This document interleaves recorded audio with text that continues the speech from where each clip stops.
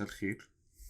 عودة بعد انقطاع لفترة فاتت كنت بشتغل كتير أوي، فما كانش عندي وقت خالص أعمل بودكاست.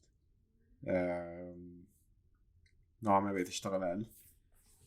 حياة المهاجر السخيفة إن أنت محتاج تشتغل كتير جدا طول الوقت عشان بس توصل للعادي، توصل للبوينت الأساسية اللي أي واحد في البلد مولود في البلد اللي أنت بتحاول تعيش فيها عنده. دي للأسف حاجة واحد ما بيجيلوش فرصة يتكلم فيها. قد ايه هو متعب انك مجرد ما بتسافر بتبدأ من الصفر او بتبدأ قبل الصفر كمان.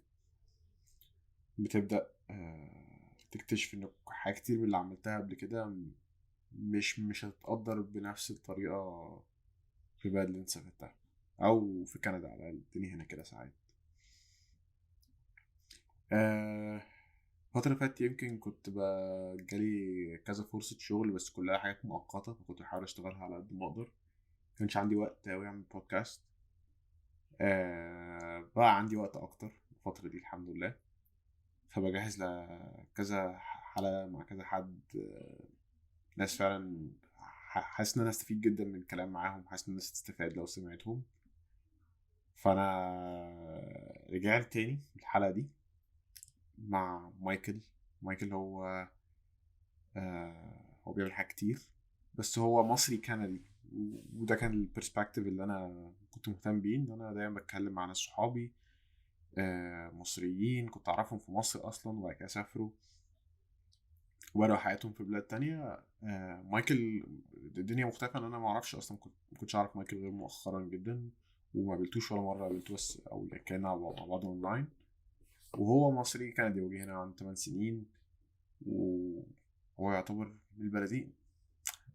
وده مختلف تماما عن الاكسبيرينس بتاعتي، لان انا من بلد واحده بس عايش في بلد تانية. فكنت متحمس جدا ان اتكلم مع مايكل، وكنت متحمس جدا ان انا بتكلم، يعني انا بتعرف عليه اورجانيكلي كده واحنا بنتكلم على البودكاست. حتى ممكن الناس تاخدوا بالكم ان احنا ما نعرفش بعض من قبل كده، احنا بنبدا كلامنا مع بعض لاول مره على البودكاست. فدي حلقة لطيفة جدا، أنا استمتعت بيها جدا واستفدت من ناخد برسبكتيف حد أنا قليل لما بسمع منه. برسبكتيف قريب من البرسبكتيف بتاعي، بس نفس الوقت مختلف جدا، لأن هو بيشوف مصر بشكل وأنا بشوف مصر بشكل، وبيشوف كندا بشكل وأنا بشوف كندا بشكل. لازم أعتذر على صوتي أنا في البودكاست. للأسف عملت حركة غبية وسجلت بحط سماعات وبحط مايك. ما خدتش بالي انه المايك بتاع السماعات هو الاون، والمايك اللي انا بستخدمه اللي هو صوته احسن اوف. فللاسف صوتي طلع سيء جدا، بس مش مشكله. مايكل وكالة مايكل هو اللي لازم يتسمع اكتر مني في الحلقه دي. حاولت اعدل الصوت شويه على قد ما اقدر، بس هتاخدوا بالكم يعني ممكن يكون مكتوم شويه، بس قشطه. anyway دي مش فاكر الحلقه كام، بس يمكن 10 او 11 حاجه كده من طعمية في الغربة بودكاست. انا عبد الرحمن عمرو. وان شاء الله الفتره الجايه هيبقى في حلقات اكتر، يمكن حلقه كل شهر.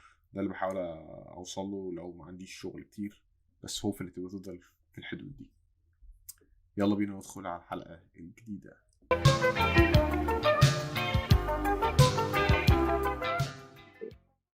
اوكي يلا بينا. يلا بينا. اول حاجه شكرا ان انت وافقت تطلع معايا على البودكاست. احنا ما نعرفش بعض، ودي اول مره اتكلم مع حد ما اعرفوش، واتس جود اوبورتيونيتي ان انا اتكلم مع حد اورجانيكلي، فاهم؟ اللي هو ما فيش اي ما نعرفش حاجات كتير عن بعض، بس ايه، هنتعرف من خلال هذه الحلقه. ثانك يو again. لا انا فرحان قوي ان انا اتعرف عليك. سيم. لسه حالا قبل ما نطلع هوا كنت بتقول ايدنتيتي دي، من اول بوينت عندي كده عايز اتكلم معاك فيها. انت مصري كندي صح؟ مصري كمان Yeah. يعني. يعني ايه يعني؟ بص اقول لك حاجه، انا مصري قوي بره مصر. مصر يا اوكي. يعني انا مصري كندي. انا هنا في كندا، في تورونتو من وانا عندي 8 سنين. بس عيلتي طبعا متمسكه قوي بمصر، وبنزل كل صيف، واخويا واختي هناك عايشين هناك. اوكي. فطول حياتي يعني متمسك بالبلد وعيلتي وكده. فانا بره مصر مصري، واي حد يتكلم معايا انا مصري. عارف اللي هو لازم اثبت my identity. وبعد كده لما بنزل مصر انا مش مصري يعني. لا انا كندي اكتر. وكندي اكتر مش ان انا يعني بتنطط على الناس ان انا كندي. لا، كندي اكتر من ناحيه ان لما بتعامل مع ناس وبحك كده في المجتمع، مش عارف انا بعمل ايه، وبخبط كده، مش فاهم ساعات حاجات بت confuse me. انا سوري بحتك. مش بحس ان انا كندي، عارف؟ مش بتحس انك كندي لما بتحتك بالمصريين قصدك؟ بحس ان انا كندي وانا في مصر. ان انا بحس ان انا over time لما بسبند وقت في مصر doing research او بشوف العيلة وكده، وعادي بخرج وبعمل وبتكلم مع ناس ان انا بتنرفز من الشد، بتضايق بسرعة، مش عارف اتعامل بسهولة، ان ما بعرفش العب الجيم. فده بيحسسني قوي ان انا كندي. I think it's common for people who are migrants عايشين برا البلد for a long time, and there is this adaptation both ways. انت بتيجي هنا you adapt، بس كل مرة بترجع مصر you have to adapt again، عشان البلد اللي انت فاكرها من اخر مرة كنت هناك اتغيرت تاني، وكل شوية بتتغير تاني، وانت مش حاضر التشينج ده. انت مش you don't change with it. بتيجي you have to adapt again to the new change.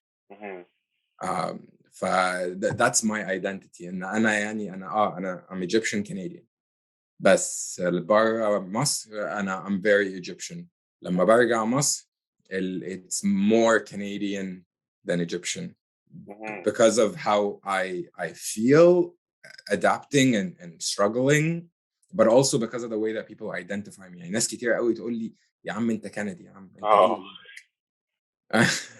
انت ما تنفعش في البلد دي، انت كندي يا عم. ودي على طول نوين صح. ولا بتتضايق بس برضه بتبقى عارف لا هم عندهم حق شويه، فاهم؟ you have to accept it. بس like مش بس انت كمصري كندي، انا كمصري مصري مليون في المية. بقى لي هنا 3 سنين بس. لما نزلت مصر آخر مرة أكيد مش بنفس الدرجة، بس بحس إنه يا جدعان الدنيا اتغيرت جدا في الحتة دي. أنا مش فاكر إن ده كان حاجة بتحصل أصلا، أو فاكر إن هي كانت حاجة بتحصل بس مش قوي، ما اتعاملتش معاها. مش لدرجة إنه الناس تحس إنه إيه ده يا عم أنت في إيه، أنت نسيت نفسك ولا أنت كندي أصلا ولا إيه، مش كده. بس في حتة دي اللي هو انا مش متعود على الدنيا، انا بتخنق بسرعه، انا متعصب طول الوقت، انا بشتكي طول الوقت. صحابي حتى بيقولوا لي انت على طول عمال تشتكي، كفايه. اقول لهم مش قصدي، بس انا فعلا مش متعود على الدنيا هنا باللايف ستايل، بطريقه التعامل، بكل الكلام ده. ف it is interesting قوي بالنسبه لي المصري الكندي او المصري الامريكي او المصري اللي هو بقى فعلا يعني عندك مش هنقول معزول، بس يعني ايه، في جاب كده كبير اظن ما بين الحياه اللي ماشيه في مصر، اللي عماله تتغير حتى لو بتنزل كل سنه في الصيف، يعني بتقول كل صيف صح؟ لكن في نفس الوقت انت بتقول وانت في كندا انت مصري جدا. انا بحس كده برضو. اول ما تعرف اي حد اول حاجه بتطلع هي ان انا من مصر. فصحابي مره كنا بنتكلم، فكان قالوا لي هنشوف النهارده، يعني كنا نقابل ناس في الجامعه، فقالوا لي هنشوف النهارده انت بتقعد ايه لغايه ما تقول ان انت من مصر. انا على طول عايز اقول ان انا من مصر، لان انا حاسس ان هو ده الريفرنس بتاعي، فاهم؟ مش عشان حاجه معينه، بس حاسس انه انا ما اعرفش غير كده. بس انت لما بتكون بقى في كندا بتحس نفس الاحساس على طول، بتبين مصريتك اكتر، صح؟ لا اكيد يعني فيها شويه طبعا فخور بالبلد. مش not everything about it، بس طبعا my heritage the history ان انا من مصر، ان دي بلد يعني كل الناس عايزه تزورها، كله بيتكلم عليها، كله عارفها. there is that sense of pride اللي بيجي من الايدنتيتي دي. وغير كده زي ما انت قلت بالظبط it's my frame of reference. يعني انا لما ببقى قاعد مع ناس هحكي لهم على ايه؟ يعني ده هيقول لي انا لما رحت سافرت ايطاليا كذا وكذا حصل لي، او شفت الناس عايشه كذا. اقول له طب ما المصريين زي كده بالظبط. يعني انا رحت ايطاليا وقت الكوفيد وشفت الناس عايشه حياتها وبتنزل وبتخرج واخدين everything peace وكده. وفي تورونتو الناس خانقه بعض والرولز والخوف الفير there's so much fear. اقول له طب ما مصر كده، انا لما نزلت مصر شفت كده بالظبط. ف it's always my frame of reference. ما انا هتكلم على ايه تاني؟ بالظبط. no matter how many countries I visit, no matter البلد اللي انا عايشها اللي انا عارفها ما دي مصر. حته البرايد اللي انت بتتكلم عليها برضه مهمه، لانه انا بقى بقيت احس البرايد اقل بكتير جدا بعد ما سافرت. مش عشان حاجه وحشه او حاجه حلوه، على قد ما انه I don't understand being proud of where I was born or where I come from in a way انه it's just the place that I يعني طلعت منه. بس I do بقى بحس بالبرايد اكتر once ان انا حد يتكلم عن مصر عموما. لا انا اول واحد هيتكلم كويس عن مصر، اول واحد هيدافع عن مصر، اول واحد هيبين حاجات كويسه وهيبين حاجات وحشه برضه. بس overall حته البرايد عندي مش بيقل، بس هو مش عايزه يكون موجود اصلا. هو مفيش اساس انه عشان بس البلد دي عامله كده وهي كده وانا من هنا بحس ببرايد معين. فاهم قصدي؟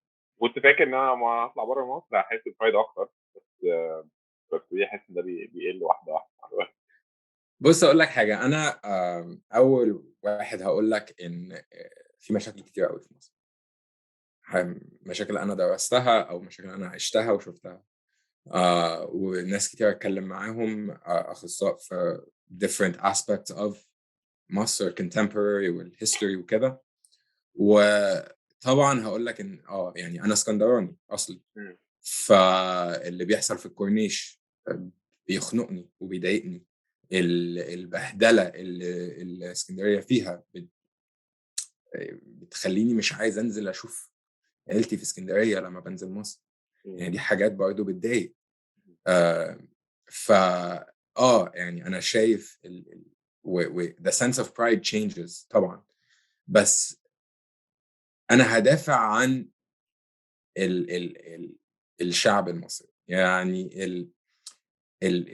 the way that I feel لما ببقى في مصر no matter what على طول بتلاقي ناس عايزة تساعدك، بتلاقي ناس عايزة تدافع عنك، بتلاقي ناس عايزة ساعات بيتدخلوا too much في حياتك بس برضو بتحسسك كده بعشرة، بتحسسك ان في ناس حواليك مهتمة بيك. فأنا for me أنا sense of pride mostly is rooted في الناس. مش فكره كمان انت جاي من البلد دي بس. بالظبط البلد يعني there's so much that I can go into إن بيضايقني في البلد واللي بيحصل في البلد والاتموسفير كمان اللي اتغيرت على مدى السنين. بس الناس that sense إن في عشرة، إن في حواليك ناس زيك عايزين يساعدوك لو وقعت، لو برضو ده حاجة ما بلاقيهاش بره مصر. في كندا ما بتحسش انه الكوميونتي بنفس الشكل؟ هو اكيد كوميونتي مختلف، بس انت بتتضايق منه مثلا في الموضوع ده وتحس ان الكوميونتي مقلل؟ بص هو في طبعا في كوميونتي مصري في كندا، في اونتاريو في كوميونتي مصري كبير بالذات في ميسيساغا. بس it's different. يعني the distances are different. برضو البلد هنا it changes you. حياة صعبة والناس مطحونة أو day to day to day. والويكند صغير وكله بيجري عشان يشوف عيلته. 2 hour drive هنا 2 hour drive هنا. الكنيسة أو السبورت سنتر أو البارك أو whatever دي تاكل نص اليوم on Sunday، بعد كده ما فيش وقت. فأنا بلاقي إن أنا مثلا عشان أخرج مع حد أعرفه we have to plan it 2 weeks in advance 3 weeks in advance. في مصر أنا ما عنديش صحاب قوي في مصر، يعني أعرف كم حد مش كتير يعني عشان مش عايش هناك، بس سهل قوي ان في مصر الاقي حد كلمني انا ايه ده انت جيت، انت فينك، يلا انا مستنيك تحت. ايوه صح. ده مش هتلاقيه هنا ده. I miss that جدا، انه عندي صحاب مش كتير يعني، عندي صحاب هنا على قد ما كام سنه قاعد فيهم. ولسه حتى بقول لواحد صاحبي تاني عايش بره برضه انه I really miss انه اكلم حد اقول له يلا ننزل دلوقتي مش عارف نروح نعمل ايه، يعني يقول لي يلا بينا نروح مش عارف ناكل بسرعه او كده.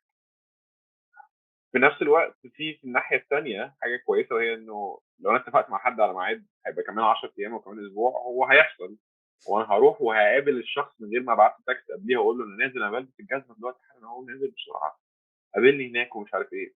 وانا اتفقت مثلا مع مايكل ان احنا كمان اسبوع هنتقابل كمان اسبوع which is really nice. بس طبعا غصب عننا بتاخد من حته بقى ان الموضوع يكون spontaneous اكتر في في الناحيه دي.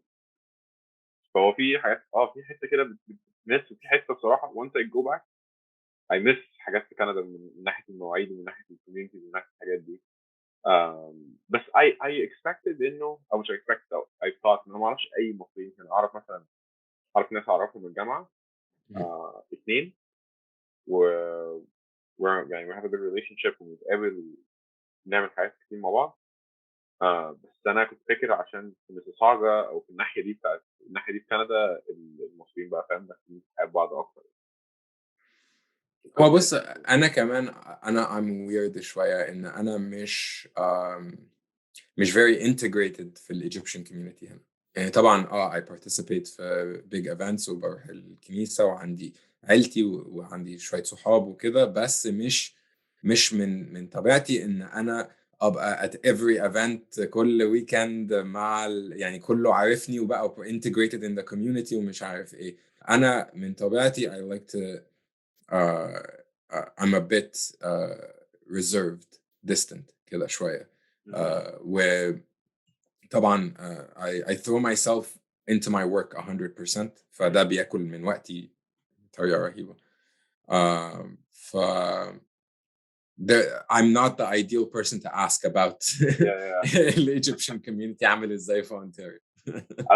انا مهتم يعني فاهم، عشان انا عمري ما رحت مثلا تورونتو او ميسيساغا او الجي تي اي اللي هي جريتر تورونتو اريا. بس حابب اروح عشان فاهم جزء من زي اللي انا بعمله دلوقتي، انا بتعرف على الدياسبورا وبعرف كل واحد عايش ازاي او افكارهم فين.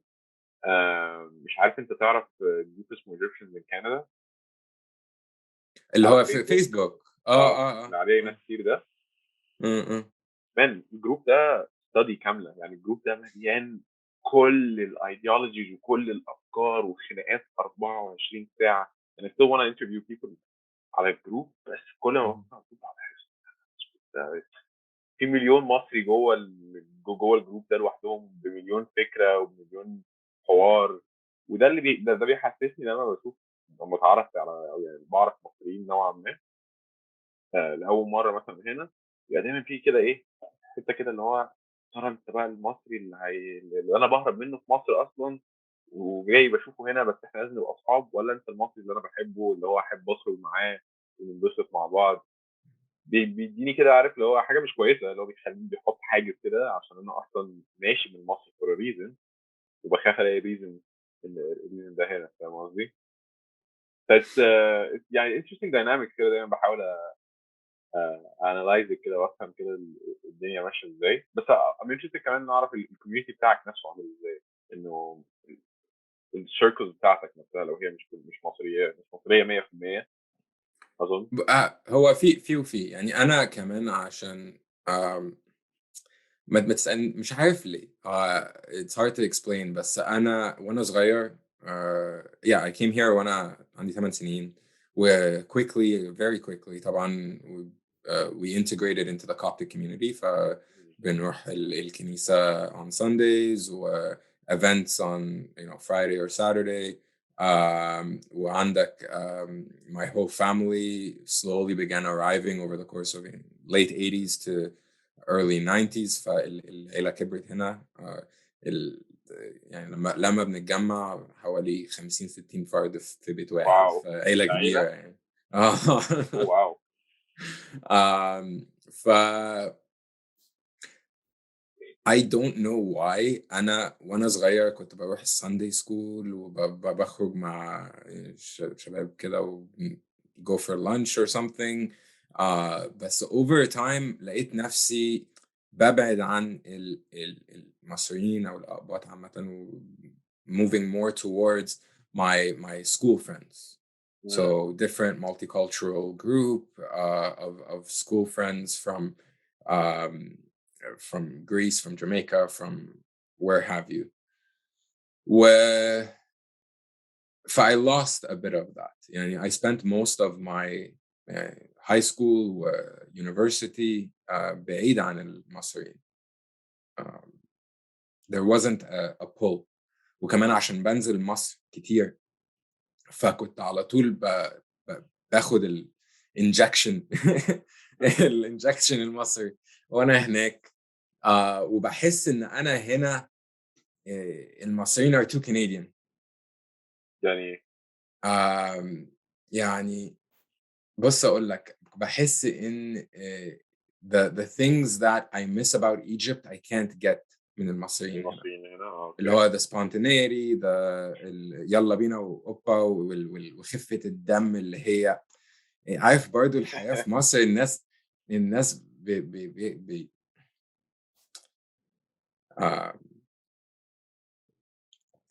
they're pushed so hard so often that they need to release it somehow. Yeah. They release it in social situations. Yeah. Sorry ما عرفتش أقولها بالعربي. لا عادي. أي لغة أنت عايزها. there's a certain الطريقة اللي بيتكلموا بيها خفة الدم airiness هي دي الword اللي I used to describe مصريين. في اللي هو airiness بتاعهم ده ما بتلاقيهوش هنا. بتلاقي الناس هنا تقيلة كده. لا وخفة الدم تحديدا كمان. يعني أنا مش بعاني بس اللي هو بحس إن أنا بضحك أكتر لما بسمع مش نكت مصرية. حد بيهزر من مصر بالعربي عموما بضحك أكتر من الساركازم الكتير جدا في نورث أمريكا عموما.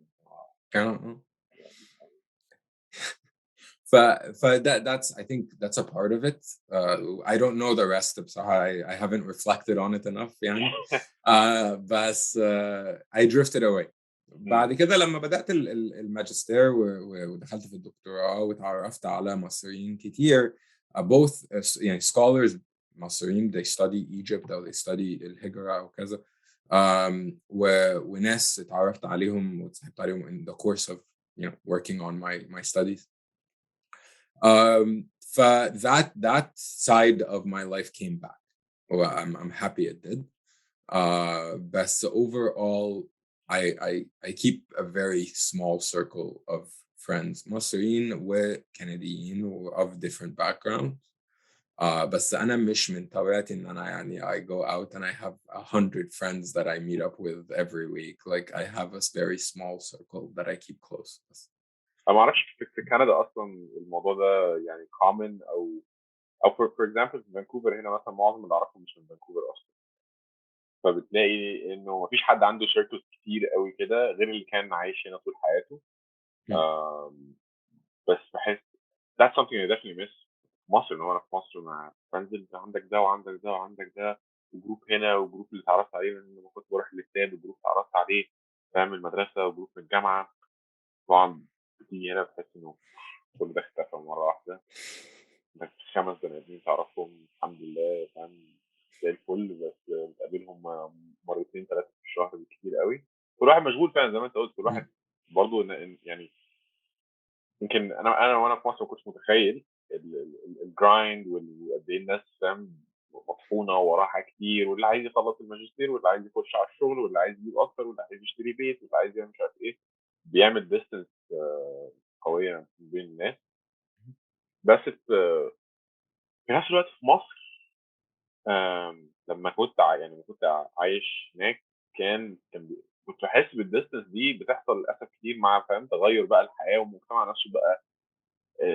الناس برضو مستعجله والناس عايزه تعمل حاجات كتير والناس عايزه تعمل فلوس والناس عايزه تشتغل، فيبتدي يتحط الديستنس دي مش بنفس الشكل بتاع كندا، بس نوعا ما يعني على نفس الخط ده.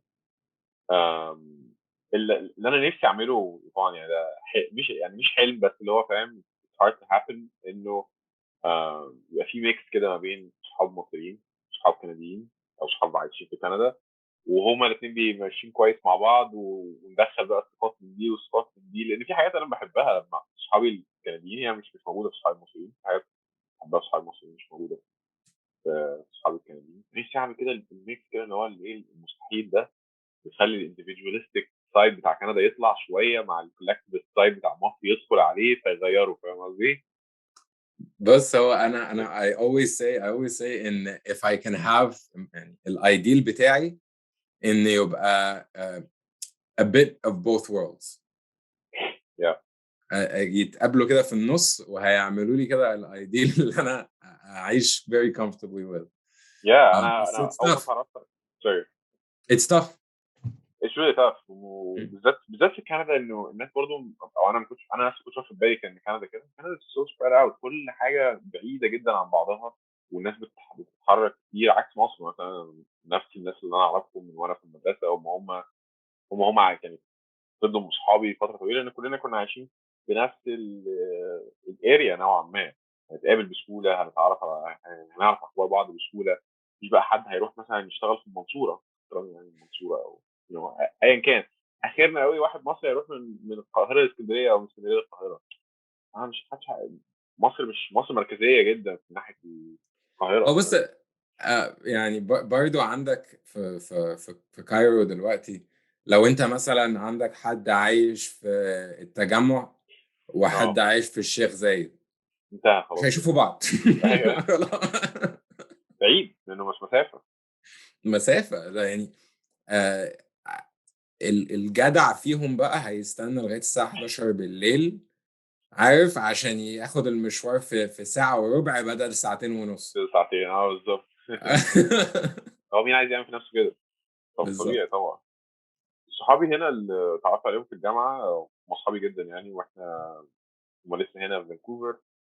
آه، اول ما اتعرفنا على بعض كنت بحس بديستنس رهيبه، بديستنس اللي هو ايه، آه، اللي هو الكلاس يخلص كله بيروح. طب يا جماعه مش هنقعد، طيب نقعد شويه تحت كده عند الكشك مثلا، نقعد ناكل حاجه، كله بيروح واحنا اصحاب وكل حاجه، بس ما بنقعدش مع بعض قوي غير بره حدود الجامعه.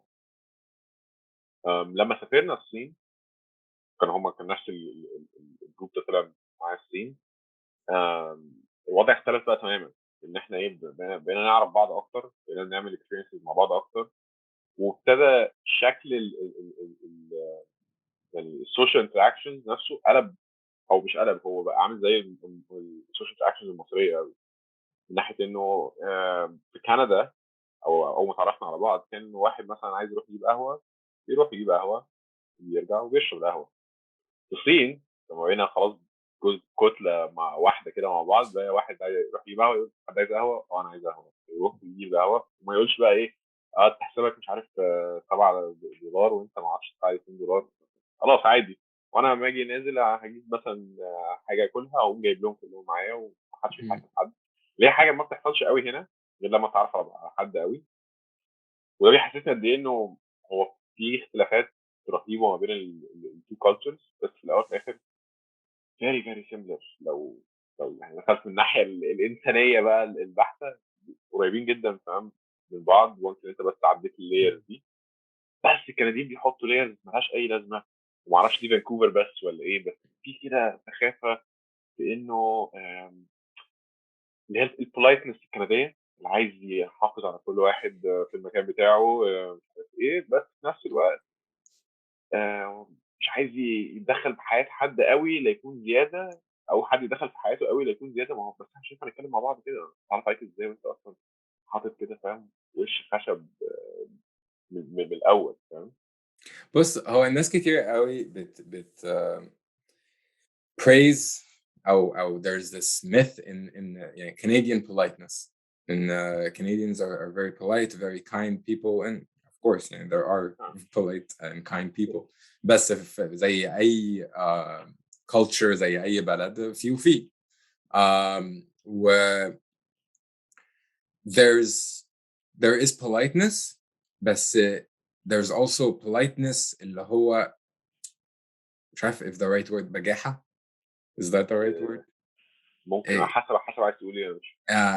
يعني polite ولا assholes. بالانجلش. يا لا عادي، احنا قول ايش زي ما انت عايز، احنا مش القناه الاولى يعني. Okay, sounds good. أنا مريت بفترة كده. أنا نزلت مصر بعد أنا September 2020 I defended البحث بتاعي مع الدكتور. فخلصت و there was some opportunities I was hoping to pursue في مصر وكده. وعيلتي كانت كلها هناك، فقلت أنزل أشوف العيلة، أشوف what I can do وكده. The world is all connected, I stay in touch with opportunities هنا وكده يعني. فنزلت و I had an accident sandboarding في يوم. وقعت و I had an injury, lower back injury. في مصر قعدت شهر just بشوف دكاترة وسبيشالست وهنقدر نعمل ايه وكده، والموضوع جاء كلام في surgery. فأنا قلت لا خلاص ادوني أدوية وريحوني شوية وسافرت على كندا. قلت بقى لا السيستم في كندا والهيلث كير والدكاترة والهوسبيتالز ومش عارف ايه. وفي مصر طبعا انا في شهر شفت 4 دكاترة وعملت كل السكانز وخلصت كل حاجة واخدت كمية ادوية تعمي ويعني ايه كان كله جاهز ان هم يخلصوا لي الموضوع. انا اجي هنا، انا كله بيقول لي لا انت تيجي كندا هتعمل عملية لازم تيجي كندا. اجي هنا بقى polite assholes كلهم من ساعة ما وصلت المطار والناس بترميني على جنب، اللي هم اللي بيزقوك بالويل شير، الناس يرموني على جنب يسيبوني على جنب. وملطوع ساعة ونص وعشان أعدي وأعمل التست. وأنت عارف بقى عشان تدخل البلد تحت الكوفيد لازم تعمل الPCR تست في المطار وعشان تطلع وفقت بهدلة. وقعدت شهر مستني عشان أشوف أي حد يتكلم معايا أصلاً. ولازم تتخانق على التليفون عشان هتوصل لحد، وبيردوا عليك بطريقة اللي هو we feel for you and we want to help you بس بعد كده يقفلوا في وشك السكة ومش عارفين اسمك أصلا، مش عارفين أنت مين ولا الهوا. ما تقدرش توصل لحاجة. وأنا عارف طبعا إن there are structural constraints. يعني في مصر مثلا if you have money you'll get the service, if you don't have money الناس هتديك بالجزمة. بس هنا there's a certain equality هنا ان انت الناس هتديك بالجزمة doesn't matter انت مين. بس برضو السيستم كان يعصب ومش عارف اوصل لاي حد، حتى حد يتكلم معايا، حد يقعد معايا افهمه اللي حصل، يساعدني في البين اللي انا فيه. ومفيش حتة الهيومانيتي الإنسانية دي اللي هي الناس عايزة اتليست تسمعك. وأخدت وقت وبعد كده وصلت إن أنا ألاقي دكتور سيرجن يقعد معايا يتكلم معايا وكده. اتلطعت 5 أشهر in pain على ما أخيرا عملت العملية في جون. وبعد كده بقى السيستم اللي الناس بتحكي عليه، السيستم اللي you'll get into the system and they'll look after you, they'll provide aftercare, they'll check in on you. بخ مفيش حاجة، مفيش follow ups، مفيش أي حاجة. أنت you have to arrange everything yourself. طيب أنا إيه اللي جابني؟ ده مش بس polite asshole، ده أسوأ. فأنا إيه اللي جابني؟ يعني أنا طبعًا أنا عارف everything is messed up right now and the healthcare system is overloaded عشان COVID، عشان ال backlogs that they had to deal with after all the closures. I appreciate the circumstances. I'm not blind to it. بس برضو أنا لغاية دلوقتي بقول يا ريتني فضلت في مصر. فضلت في مصر. يعني money is king.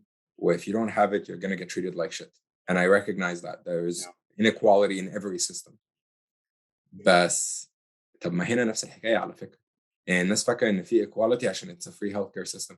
بس لو عندك فلوس، طب ما أنت هتعمل إيه؟ لو عندك فلوس هتروح أمريكا وتعمل العملية هناك وهتخلص الموضوع. لو عندك فلوس هتلاقي حد هيقعد يقابلك، هتلاقي حد يسهل لك الموضوع. يعني هنا مثلا there is a way to get around the delays.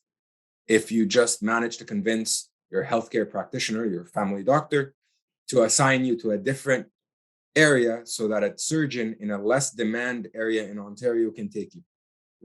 Okay. You can play the system, but you need somebody that knows how to navigate it, that can take you through these loopholes. يعني من الآخر في أي بلد اللي عنده هو اللي هيكسب، هو اللي هيوصل على طول. بس هنا تجربتي مع السيستم، مع الناس من ساعة ما وصلت المطار لغاية دلوقتي، اللي هو لا يا عم أنا أتليست في مصر بتدفع والناس بتبهدلك وبتقعد مستني ساعة ساعتين 3 في الويتنج روم عشان تشوف دكتور طالع فيها ومش عارف ماشي، بس أتليست تبقى حاسس إن أنت قاعد وسط ناس يعني عايزة تتكلم معاك، عايزة تعرف قصتك، في شوية إنسانية، في ناس بتهتم بيك، في شوية خفة دم، ناس بتحاول يعني أنا مش هنسى إن أنا قاعد مستني ساعتين عشان أشوف دكتور في اسكندرية، وراجل ما أعرفوش أصلا قاعد جنبي عمال يحكي معايا وبيضحك يعني خفة دم وقاعدين بنتكلم. طب دي بتحسسك اتليست إن الوقت بيعدي بسرعة. دي مش هتلاقيها هنا. كل واحد قاعد في نص في جنبه مش عايز يكلم مع حد تاني وماسك تليفونه، او حتى لو مش ماسك تليفونه قاعد بيبص على الحيطه بس مش عايز يكلمك. ما بفهمش ليه بصراحه. انا I went off كده. لا عادي. It's a really good example كمان، لانه انا اول ما عرفت انه الهيلث كير فري انبسطت بصراحه. حسيت انه اوكي، واحد حصل له حاجه لا قدر الله مش مضطر بقى يدفع فلوس. انا اعرف ناس في امريكا واسمع حاجات هبل طبعا من ناحيه ان هم يتعالجوا فعلا في ساعتها، بس في بيلز مش طبيعيه. ومش عارف بقى ان في ناس في امريكا ممكن ما يطلبوش الاسعاف عشان ما يتحطوش في ده لمده مثلا سنين عشان ما يروحوش فلوس اصلا يدفعوا على الاسعاف. I'm grateful طبعا ان في كندا الدنيا كده، بس بسمع عن قصص يعني قريبه شويه من اللي انت قلتها في البليز، وانه واضح انه في ديماند عالي جدا ومفيش دكاتره كفايه، فالناس ممكن تقعد تستنى. بس ده ممكن تبقى كارثه. يعني انت ما اعرفش الكيس بتاعتك كانت عامله ازاي، بس مش الديليز دي ممكن تعمل مشاكل اكتر للبني ادم. هي عملت اكشولي، هي عملت. يعني انا كان الدكتور في اسكندريه، سبيشالست في اسكندريه، قال لي انا ممكن اخدك بعد 3 ايام اعمل لك العمليه. بس انا خفت من الموضوع ده و I take full responsibility. يعني مش ان حد pushed me ان انا اعمل حاجه. وانا جيت كندا طبعا الديليز for 3 months عشان اقابل حد، اوكي، وبعد كده ديلي شهر كمان عشان نسكادجول العمليه، اوكي، بعد كده ديلي شهر تاني عشان قفلوا المستشفيات عشان السيرج، الويف 3 سيرج اللي حصلت، اوكي. انا عملت العمليه، اجي بعديها باسبوعين 3 اروح اشوف السيرجن فور ذا فولو اب. بيقول لي بص عشان استنيت كتير، هو اللي حصل ان انا my last 2 vertebrae the disc between them was fractured. Everything came out, so the disc is empty. Because there was so much delay, what came out, the kind of gelatin material that came out, it all hardened. So they couldn't get it all. They could only carve out the area around the sciatic nerve to reduce the pain, to relieve the pressure on the nerve, but they couldn't get it all because it had hardened too much. Too much time had passed. Okay. دي حاجة تضايق طبعا.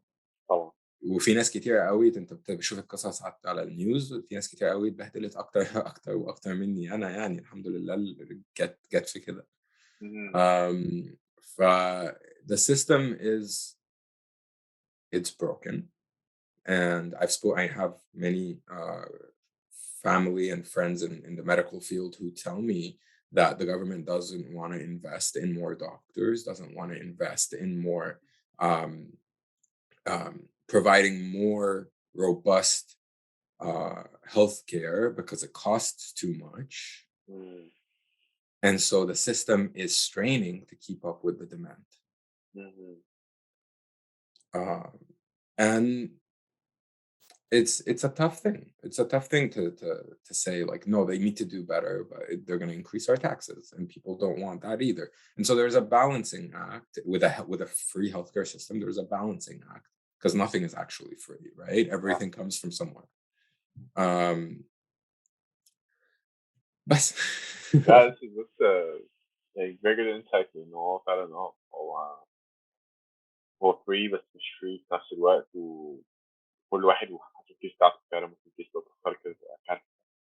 بس اقول لك حاجه انا a friend of mine who works in providing services for newcomers in Ottawa. He gave me a very important piece of advice. He said you have to advocate for yourself. In what way? يعني انت don't wait on them to respond to you. انت كلم الفون نمبر، كلم السكرتيري، كلم whoever وقول لهم يعني advice to anyone watching أو listening. يعرفهم انت بالظبط واتكلم لا وعيط على التليفون وقول لهم ان انت يعني مش قادر ووصلت لمرحله البين is making your life hell وكده، واقعد اتكلم كل يوم، زن عليهم لغايه اما حد take you seriously, move you up the line. يعني انا مثلا one of the doctors that I was supposed to see, which there was a multi-step process to get to the surgeon. I had to go through different doctors along the chain عشان to move me forward. Annoying. بس المهم one of the doctors كان عامل لي ميعاد بعد 5 weeks. جيت اتكلمت يومين ورا بعض وزنيت وقلت لهم مش هينفع كده I can't live they moved me up to the next week. انت you have space بس لازم انت اللي تتكلم وانت اللي تبوش عشان to get that free space. كده they're gonna put you at the back of the line. Right. This is important. ده حاسس انها important في الكندي system عموما. حاجات كتير في immigration process والحاجات دي يمكن يكون اصعب انك تتكلم مع حد يعني في الحاجات دي. بس even الحاجات دي بتبقى تاخد وقت طويل جدا بدون معنى. وللاسف الناس اللي هي لسه بتكون بتتهاجر بتحس بحاجات كتير بتعطل الموضوع ده بسبب كده. بالذات طبعا مع كوفيد كل حاجه اتبهدلت خالص. لا for newcomers بصراحة I feel like there is يعني في حاجات كتير قوي لازم needs to be provided. يعني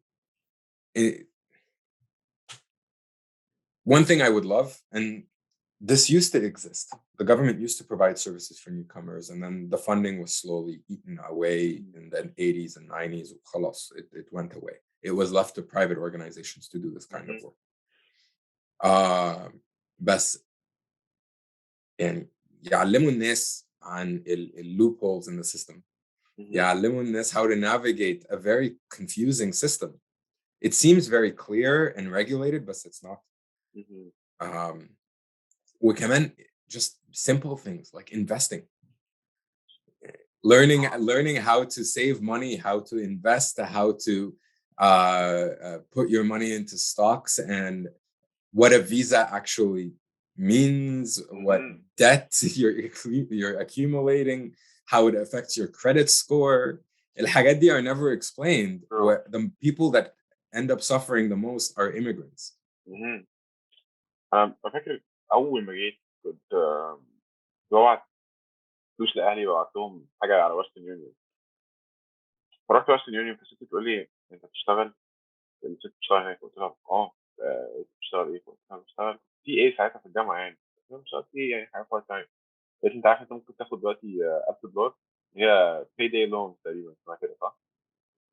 فقلت لها إيه أنا مش عايز. قالت لي ممكن تاخد دلوقتي حالا. قلت لها أنا مش عايز. بعدين قشطه مشيت. بعدين قلت ايه الهبل ده؟ ليه ممكن حد يدي حد $1000 كده بدون اي معنى ولا اي داعي؟ فاي لوكت اب يعني وفهمت الموضوع، قلت ما في كميه ناس ممكن حياتها تتفشخ بسبب $1000 اللي هم ياخدوها عشان واحد قال لهم خد $1000 ده وهو معهوش فلوس، يقول له تمام هات $1000. فدي حاجات فعلا الناس محتاجه تعرفها، وبالذات النيو كامرز، بالذات النيو كامرز اللي ما بيتكلموش انجليزي، اللي ما يعرفوش حاجه كتير عن كندا، اللي جايين من حاجات بشعه اكتر. يعني انا ممكن اكون بريفليج اكتر عن الناس دي، هم في ناس تيجي فعلا ما تعرفش اي شيء في اي حاجه، فدي بتبقى كارثه. وهي دي مشكله مع يعني نظام كندا بلد كويسه جدا جدا في حاجات كتير، يعني مقارنه بحاجات كتير في العالم، بس في نفس الوقت حاجات صغيره كده اللي هو يا جماعه الموضوع مش هيبقى مستاهل، يعني قصدي مش صعب ان هو يبتدي يتظبط. ما اعرفش، فاهم الدنيا بايظه في الحته دي. بس اون ذات، هل انت تحب ترجع مصر؟ تحب ترجع تقعد آه هناك حبه؟ يعني مش لازم تعيش للابد، بس يعني ممكن ترجع تقعد هناك. يا هو بص انا بتوحشني مصر أوي. مم. وانا بحب حاجات كتير قوي في مصر. اولا طبعا ان عيلتي هناك، Yeah. يعني اخويا وعيلته هناك، اختي وعيلتها والعيله هناك، وماما وبابا they retired about 2 to 3 years ago now, و they spend معظم الوقت في مصر. مصر. و في مصر. وباحس كمان أنا إن هُم بيرجعوا هنا يقعدوا هنا شوية عشان عندهم their own things to take care of هنا، بس باحس ساعات برضه إن أنا بس عشان ييجوا يقعدوا معايا شوية وبعد كده يرجعوا تاني. مهم. آمم فالعيلة أولًا، والعيشة الحياة في مصر برضه زي ما أنا قُلت لك ليها روح، والناس بتحب تخرج، وفي opportunities بالذات في كايرو all year long أنت في حاجات ممكن تعملها. وأنا ما تسألنيش ليه، ودي حتة غريبة فيّا، أنا باحب السواقة في مصر. لا اسالك ليه طبعا انت بتقول ده. أنا باحب السواقة في مصر، حاجة غريبة أوي، الناس كله عشان بيستغرب ايه؟ لمّا باقول كده. بالظبط اكيد. عشان هنا السواقة is very on the rails، يعني Yeah. هنا أنت بتغمض عينك وتوصل البيت. there is no forethought. اوكي. آه أنت كمل كمل. أنت طبعًا بتفكر طب ما دي حاجة حلوة يا عم. بالظبط، انت ايه اللي بتضايقك في الموضوع؟ مش متضايق، لأ أنا ما عنديش أي مشاكل في السواقة هنا، بس في مصر أنا بانبسط، يمكن عشان كمان أنا the longest I'll stay 3 months، مم. فمش باوصل للمرحلة إن أنا دي it's not something I'm living day in day out for years. Right. بس أنا بانبسط إن أنا لمّا باركب العربية يعني بابقى فايق، مم. عايش حياتي فايق. هنا عايش حياتي half my brain is turned off. واو. Um, there's a system, there's a way of doing things, everything will get done on time, you'll do it, you'll meet with people on time, life will move according to a certain system. طيب it's great. It takes a lot of weight off your shoulders. بس برضه بتحسسك إن أنت مش عايش، إن أنت your life is on the rails. You're moving from point A to point B to point C. السواقة في مصر باحس إن أنا عيني في قفايا، وأنا I'm looking at المراية دي والمراية دي والمراية دي، وقاعد باتفرج على يعني آآ في I'm كلاكس كده nervous. جاي من بعيد، وفي واحد جاي بالضبط. هيكسر عليك كمان شويه، وواحد جاي من الشمال قوي جاي في اليمين قوي، وانت عايز تركز مع كل ده. أنا مركّز مع كُلّه، بس أنا مركّز. اه. دي اللي بتعجبني في السواقة في مصر، إن أنا عايش مركّز، مهم. إن أنا عايش in the moment. عارف بيقولوا لك there is like these kinds of therapies اللي هو to improve your mood, to reduce stress, مهم. to focus on a single point, breathing exercises, things Meditation. like that, to help you with stress, with anxiety, to help you focus on the moment. فأنا السواقة في مصر for me is kind of like that. إن أنا Meditative كده. قاعد مركّز على كل حاجة حواليّا، it shuts off my brain, the part of my brain اللي هو بيفكّر طَب أنا how am I going to finish this article that I have due? How am I gonna update this on Egypt migrations? I need to reach out to these people. I need to do this work. I need to do that. على طول my brain is always thinking about all of my to-do list.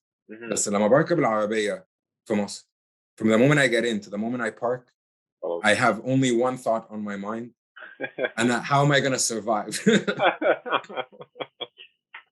دي so interesting انا مستغرب جدا بس فاهم يعني انا فهمت وجهة نظرك بصراحة بس مستغرب جدا حاسس ان الحاجات دي دايما بتضغط الواحد وكانت انا ما بسوقش اصلا ما اعرفش اسوق عموما وما جربتش اسوق في مصر ومش عايز اجرب اسوق لان اللي بشوفه بس حواليا واللي بحسه كده يعني الوصلات اللي باخدها عشان اروح من حته لحته اوبر او اتوبيس او مترو ما باخدش عمري خدت اتوبيس غير قليل جدا يعني بس مترو باخده على طول الحاجات دي كانت بتهلكني بتحسسني ان انا بوصل مش قادر اعمل اي حاجه تاني خلاص فاهم بس I totally get ان انت بتقوله مقتنع باللي انت بتقوله حاليا ان هو it works for you يعني الحاجات دي لا وانا كمان بقلب سواق توك توك ساعات اللي هو عارف يعني بتاخد وقت اول اسبوعين 3 ماشي اوكي I'm getting back into the flow of things بس بعد كده تلاقيني بقى بشغل مهرجانات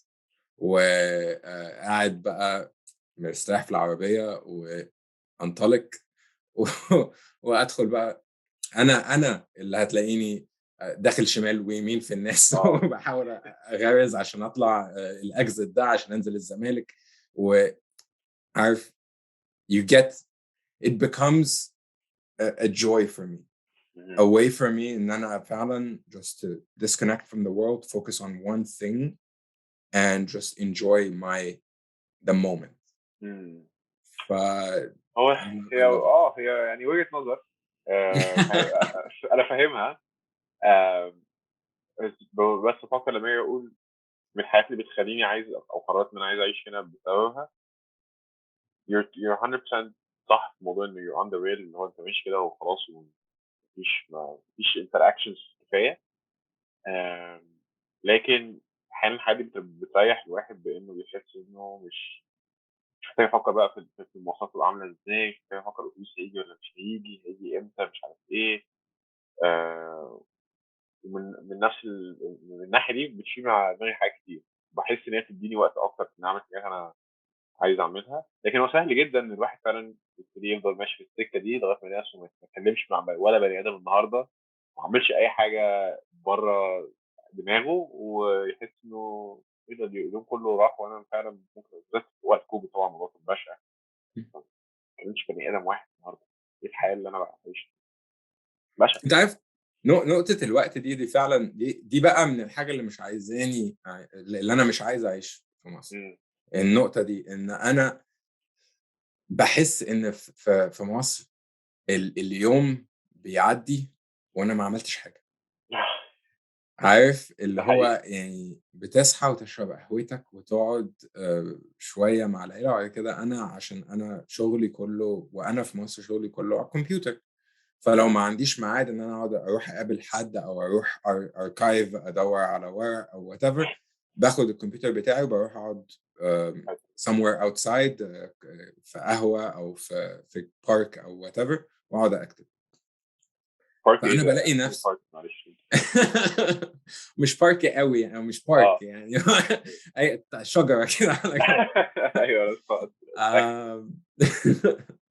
بس فبلاقي نفسي by the time أنا قعدت وبدأت أكتب لا الساعة 1 كده عارف وبعد كده رديت على كام إيميل وطبعا بقى you get distracted phone call هنا أو حد عايزك تقابله فبتروح بسرعة وبعد كده تلاقي مكان جديد تقعد فيه إيه ده الساعة 6 هو في إيه يا جماعة اليوم بيعدي الأسبوع بيعدي الشهر بيعدي هو أنا عملت إيه فدي حاجة طبعا makes it very difficult إن أنا أرجع أعيش في مصر عشان أنا هنا ودي أنت عندك حق 100% هنا اليوم بنجز في حاجات كتير قوي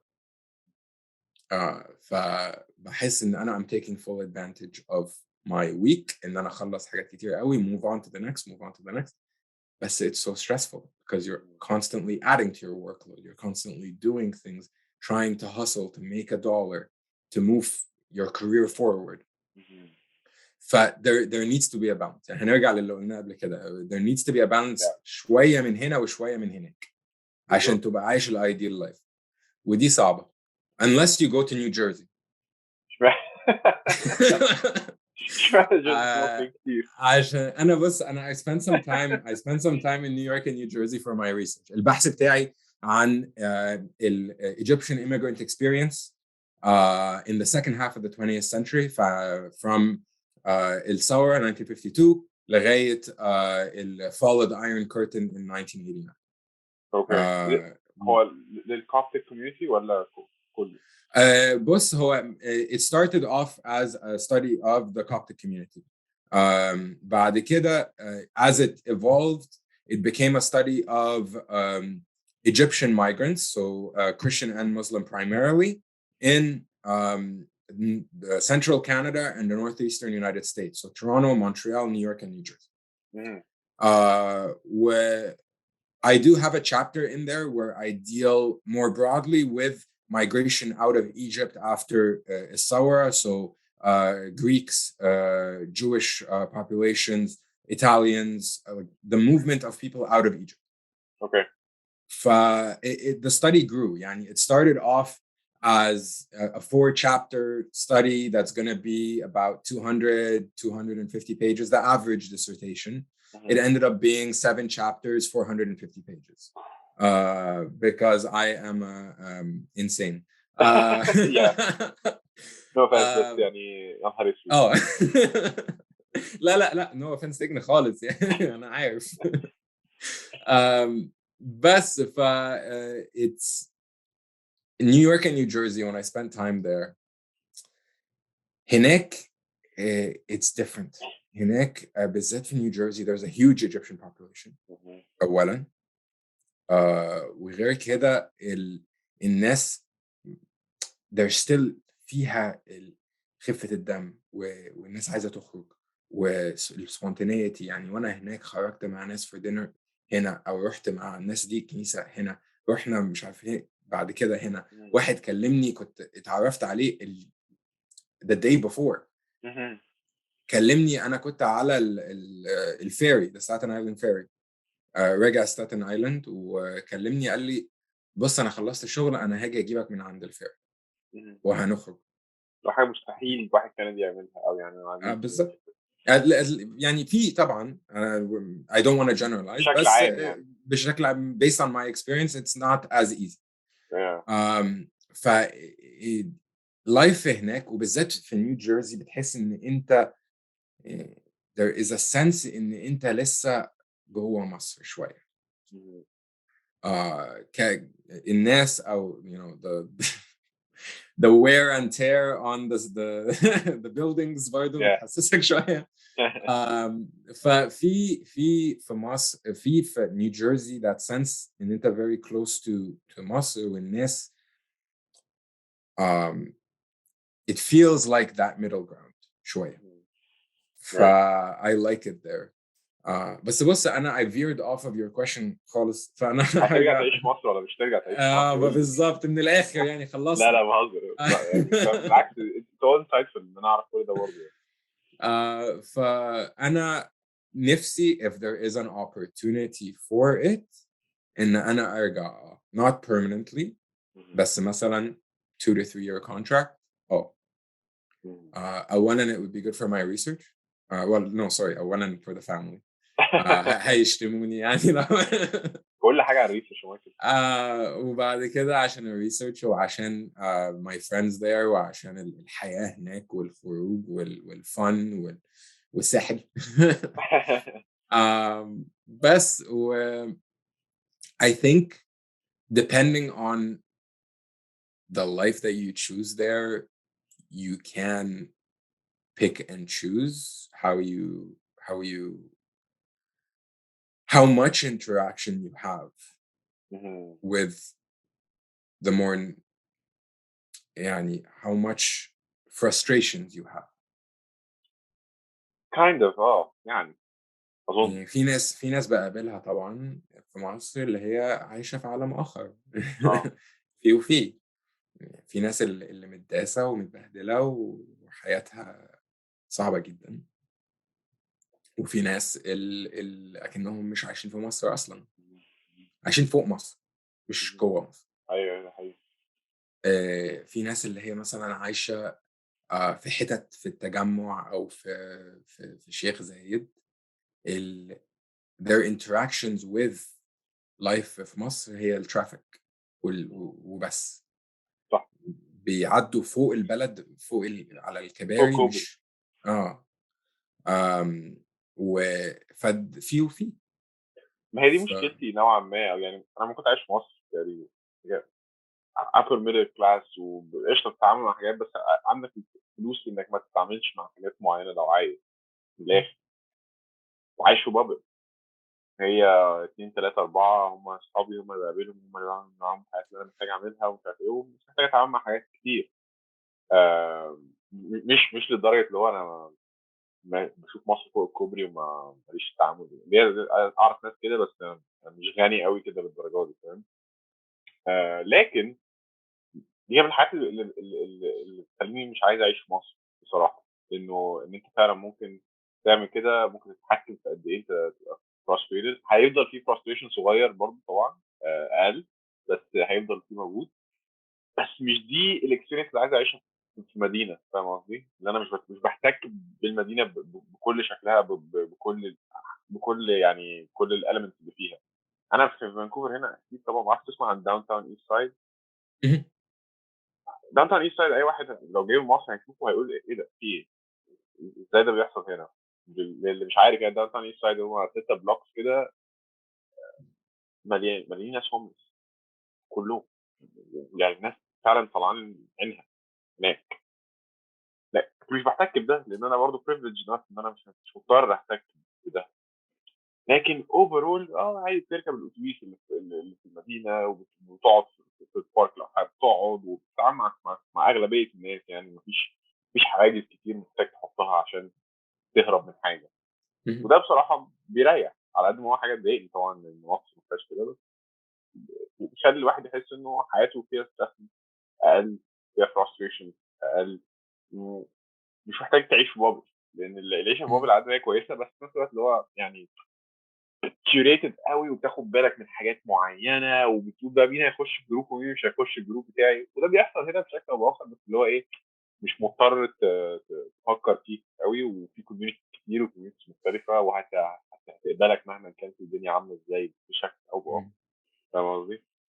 بس لا، اي هوب ان انت ترجع، يعني انت حابب ترجع مصر فعلا، ترجع تقعد على قد ما تبقى تقعد تسوق هناك بقى عشان بتحب السواقه، بتنبسط لما حد يكسر عليك كده يعني. بس لا different يعني.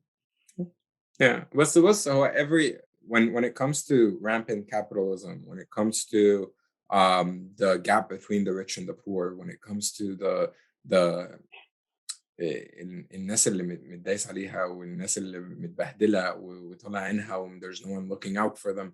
طب انت عندك نفس المشاكل في كندا. Yes, there is government support that exists, and there is attempts to provide services by non-government agencies and by social services. You have some of that from us, not as robust, not as well funded for sure. بس هنا مثلا يعني on King Street in downtown Toronto, the condo complexes that are insulated, and you have your shopping, you have your sports, you have everything inside that condo complex. You go down to the garage, you get into your Lamborghini, you get in, you go out, you go to work, you park in the garage, you go to your office, you know, you have a nice view of the city, you do your work, you get back in the car, and you're back home in your compound. In a sense, it is living in a bubble. And the clubs that you go to or the restaurants that you go to on King Street are all the same places that you always frequent. The ones that have security at the door, that have a certain entrance fee, a certain price list on their menu, a certain clientele. If you want to live in a bubble, whether it's from Moscow or Canada or America, you're going to find it. And if you have the money to do so, you will. And if you don't have money, you look at the single mom working 2 jobs trying to pay rent in Jane and Finch in Toronto, who's being, you know, بتتبهدل في المواصلات, where is not being taken care of, is not being looked after by the government, who can't take a day off, can't even go and vote, because that would take money away from being able to feed her kids. Like the social inequalities that we have in Canada are there, and people live it day to day, and people struggle and suffer day to day, and it affects millions of people.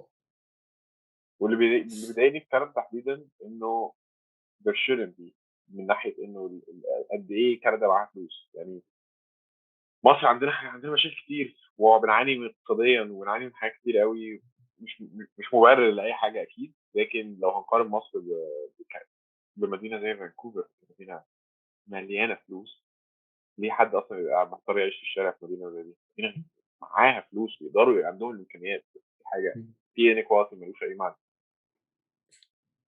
No, and there's sometimes there are things that happen that just make you angry. يعني اقول لك اخر حاجه نفسي اقول حاجه. لا اقول انت عايز تقول. I'm liberal. Like I've always voted liberal. I did so in this last election last week, mostly because I felt like I had to. Really, like I'm not very happy with the trajectory the Liberal government has taken, but at the same time, I prefer their platform over the other platform that was available, the Conservative platform. And although I'd love to be able to vote NDP, I always feel like you're throwing away your vote voting NDP because مش هيكسبوا. Okay. Then we had a minority liberal government, only to have this election to end up with another minority liberal government. Like I said, مش حاجة, and it cost $600 million. For this election, for a power play, a flex. No, yeah, 100%. Yeah, I already know that all of our shopping has become way more expensive. Getting any food, even necessities, into the household is more expensive now because of COVID, because of the effects on the supply chain. I know that our taxes are going to skyrocket pretty soon once we move past this phase of inoculating people and things start to return more fully to normal. But now you're telling me that you're blowing this money just so that we're going to have to pay more taxes and we're going to have to struggle even harder to survive in the middle of a pandemic and the post-pandemic hopeful return to normal. Yeah. بجد يعني ايه الوساخه دي؟ لا بالظبط. انت بقول لك الفكره ان هو ده يحصل, يعني بيحصل حاجات كتير في العالم, القرف ده, واكيد هيحصل في كندا, لكن فعلا كندا دوله غنيه, دوله مش محتاجه تدخل في كل الهبل ده, ومش محتاجه ان هي تضيع فلوس في الكلام ده. بس speaking of elections, يعني انا بتفرج على الريزولت بتاعت elections مع ناس صحابي وبتاع, ودي كانت هم صحابي دايما بيقولوا لي طب مش مهتم يا ابني ايه اللي بيحصل, فاهم, كندا من السياسه مثلا, من خالص الحاجات اللي بتحصل ومش عارف ايه, ولهم فعلا مش بحس ان انا مش مهتم اغلب الوقت. انا مهتم اكتر بمصر, بركز على مصر, ببص على مصر, ما preference. احيانا بحاول كده ابص على الحاجات, اتابع شويه, اسمع, اتفرج, بس احس بملل رهيب. بحسش ان مفيش اي حاجه بتشدني لدرجه انه عايز اتابع, عايز ابقى انفاض, عايز ابقى اي حاجه. مش عارف ليه, يمكن عشان انا مش من هنا اصلا, فمش حاسس الناحيه دي. لما كنت بتفرج على الاكشنز كنت ملان جدا, حاسس هو ايه هم حاولوا المره دي مش عارف لو شفت على سي بي سي ولا سي تي في, مش فاكر, اللي هو the battleground of the Canadian election. بتقلدوا الامريكان يا جماعه. مش قوي كده يعني, مش نضحك على بعض. في الاخر اتفرجت على الديبيت برضه مع الناس بتتكلم بعض كده, اللي هو فين الراجل اللي بيشتم التاني وبيسب له وبيقول له انت اللي مش عارف عملت ايه وانت اللي رميت الفلوس, مش عارف حسسوني ان انا فاهم بتفرج على حاجه يعني، فاهم قصدي؟ بس it's interesting. um, I wonder yeah. يعني هبقى احس بايه بعد كده، كل ما اقعد اكتر كل ما ببقى نوعا ما involved في حاجات، ولاني ببقى عايز ابقى involved لان انا عايش هنا، فاهم؟ مش عايز ابقى مش عايز انسى حياتي في مصر او ما اتابعش حياتي في مصر، عايز اتابع حياتي هنا برضو. يبقى في ستراجل كده، لان انت مش ينفع تعيش في حته ويبقى عايش فيزيكلي في حته واونلاين في حته ثانيه، فاهم؟ محتاج ابقى عارف ايه اللي بيحصل حواليا. مفيش حاجه شداني قوي كده، فاهم قصدي؟ مش قوي كده، مفيش حاجه في Oh, كندا دي حاجة I do notice the civic engagement for from Egyptians in Canada is very low. yeah. The investment is usually in Egypt, is following what's happening in Egypt more than what's happening in Canada. And it's something that I hope will slowly change, because as Egyptians, as Copts, as what have you, however you choose to identify, يعني إن أنت تبقى invested في السيستم اللي حواليك و engaged with it، وإن أنت تثبت وجودك و to fight for services for your community. You have to do these things. مش هتوصل لحاجة if you don't fight for it. ف I do hope إن هيبقى في more civic engagement، وإن إحنا نرجع يعني I do have my frustrations with the system، بس there's a big difference ما بين اللي أنا بشوفه في مصر واللي أنا بشوفه في كندا. إن في كندا there is transparency to the system, and there is in place checks and balances. There is in place consequences when people do wrong, and people are held accountable. Politicians are held accountable. Governments are held accountable. Is there more happening? That is there a lot of shady shit happening? Yes, there is everywhere. Yeah. But there is a sense of control. There's a sense that your political participation matters. And so أسألك على حاجة. we need to exercise that. No, I was just going to say we need to exercise that as Egyptians in Canada. Yeah. For sure. وده بيفكرني بحاجة عن جروب المصريين على كندا، اللي أحيانا لو هجنرالايز بقى بشكل بشع هقول إنه في ناس كتير جدا بيفوتوا للكونسرفتيفز اللي هو الحزب المحافظ.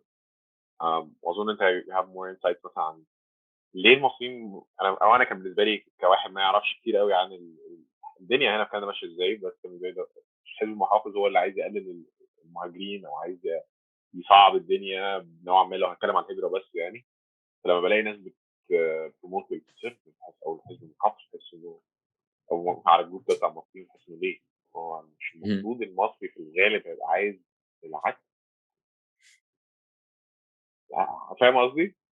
فاهم، لا فاهم قصدك. سوري. ما حد بتشوف ده برضه ولا انا بس اللي لاحظت كده؟ اصل انا حاجه انكدوتال جدا شفتها على الجروب كتير، ما حسيت ان ده يمكن ده النورم. طب قول لي انت what do you lean more towards؟ لو انا كمواطن كندي وعندي حق ان فوت، لا بحس انه يا اما مش هفوت حاليا او هفوت NDP. بس انا بحس ان الموضوع بيختلف برضه، لان النظام هنا في كندا مختلف جدا عن كل رايد بقى اللي هي النظام البرلماني اكتر.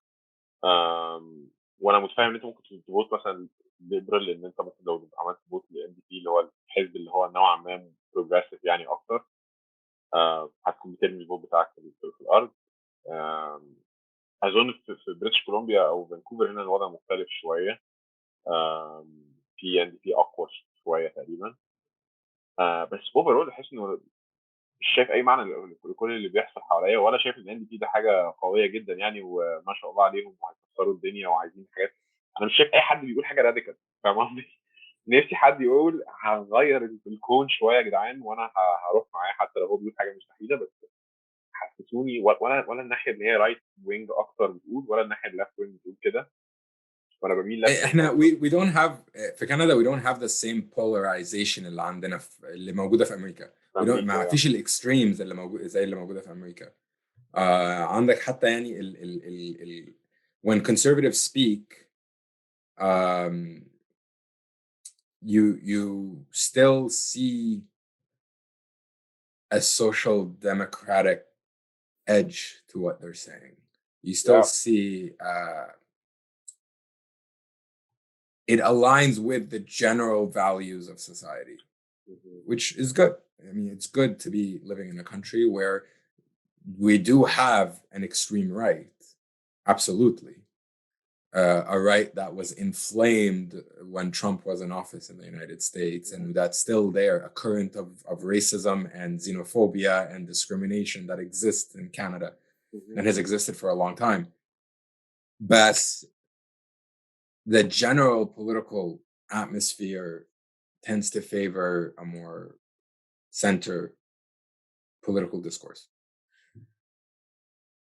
That said, أنا عايز أرجع للسؤال اللي أنت سألته عن المصريين عامة في كندا. And there is a tendency to vote conservative, and there's a tendency to vote conservative in that even the younger generation is voting like their parents.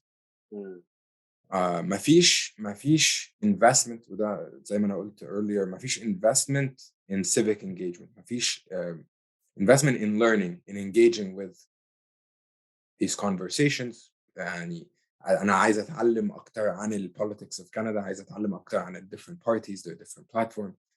There needs to be more engagement, there needs to be more interest in learning, providing services, educational services for people. Why are Egyptians, and this is a complete generalization. مش عايز الناس عشان generalize بس.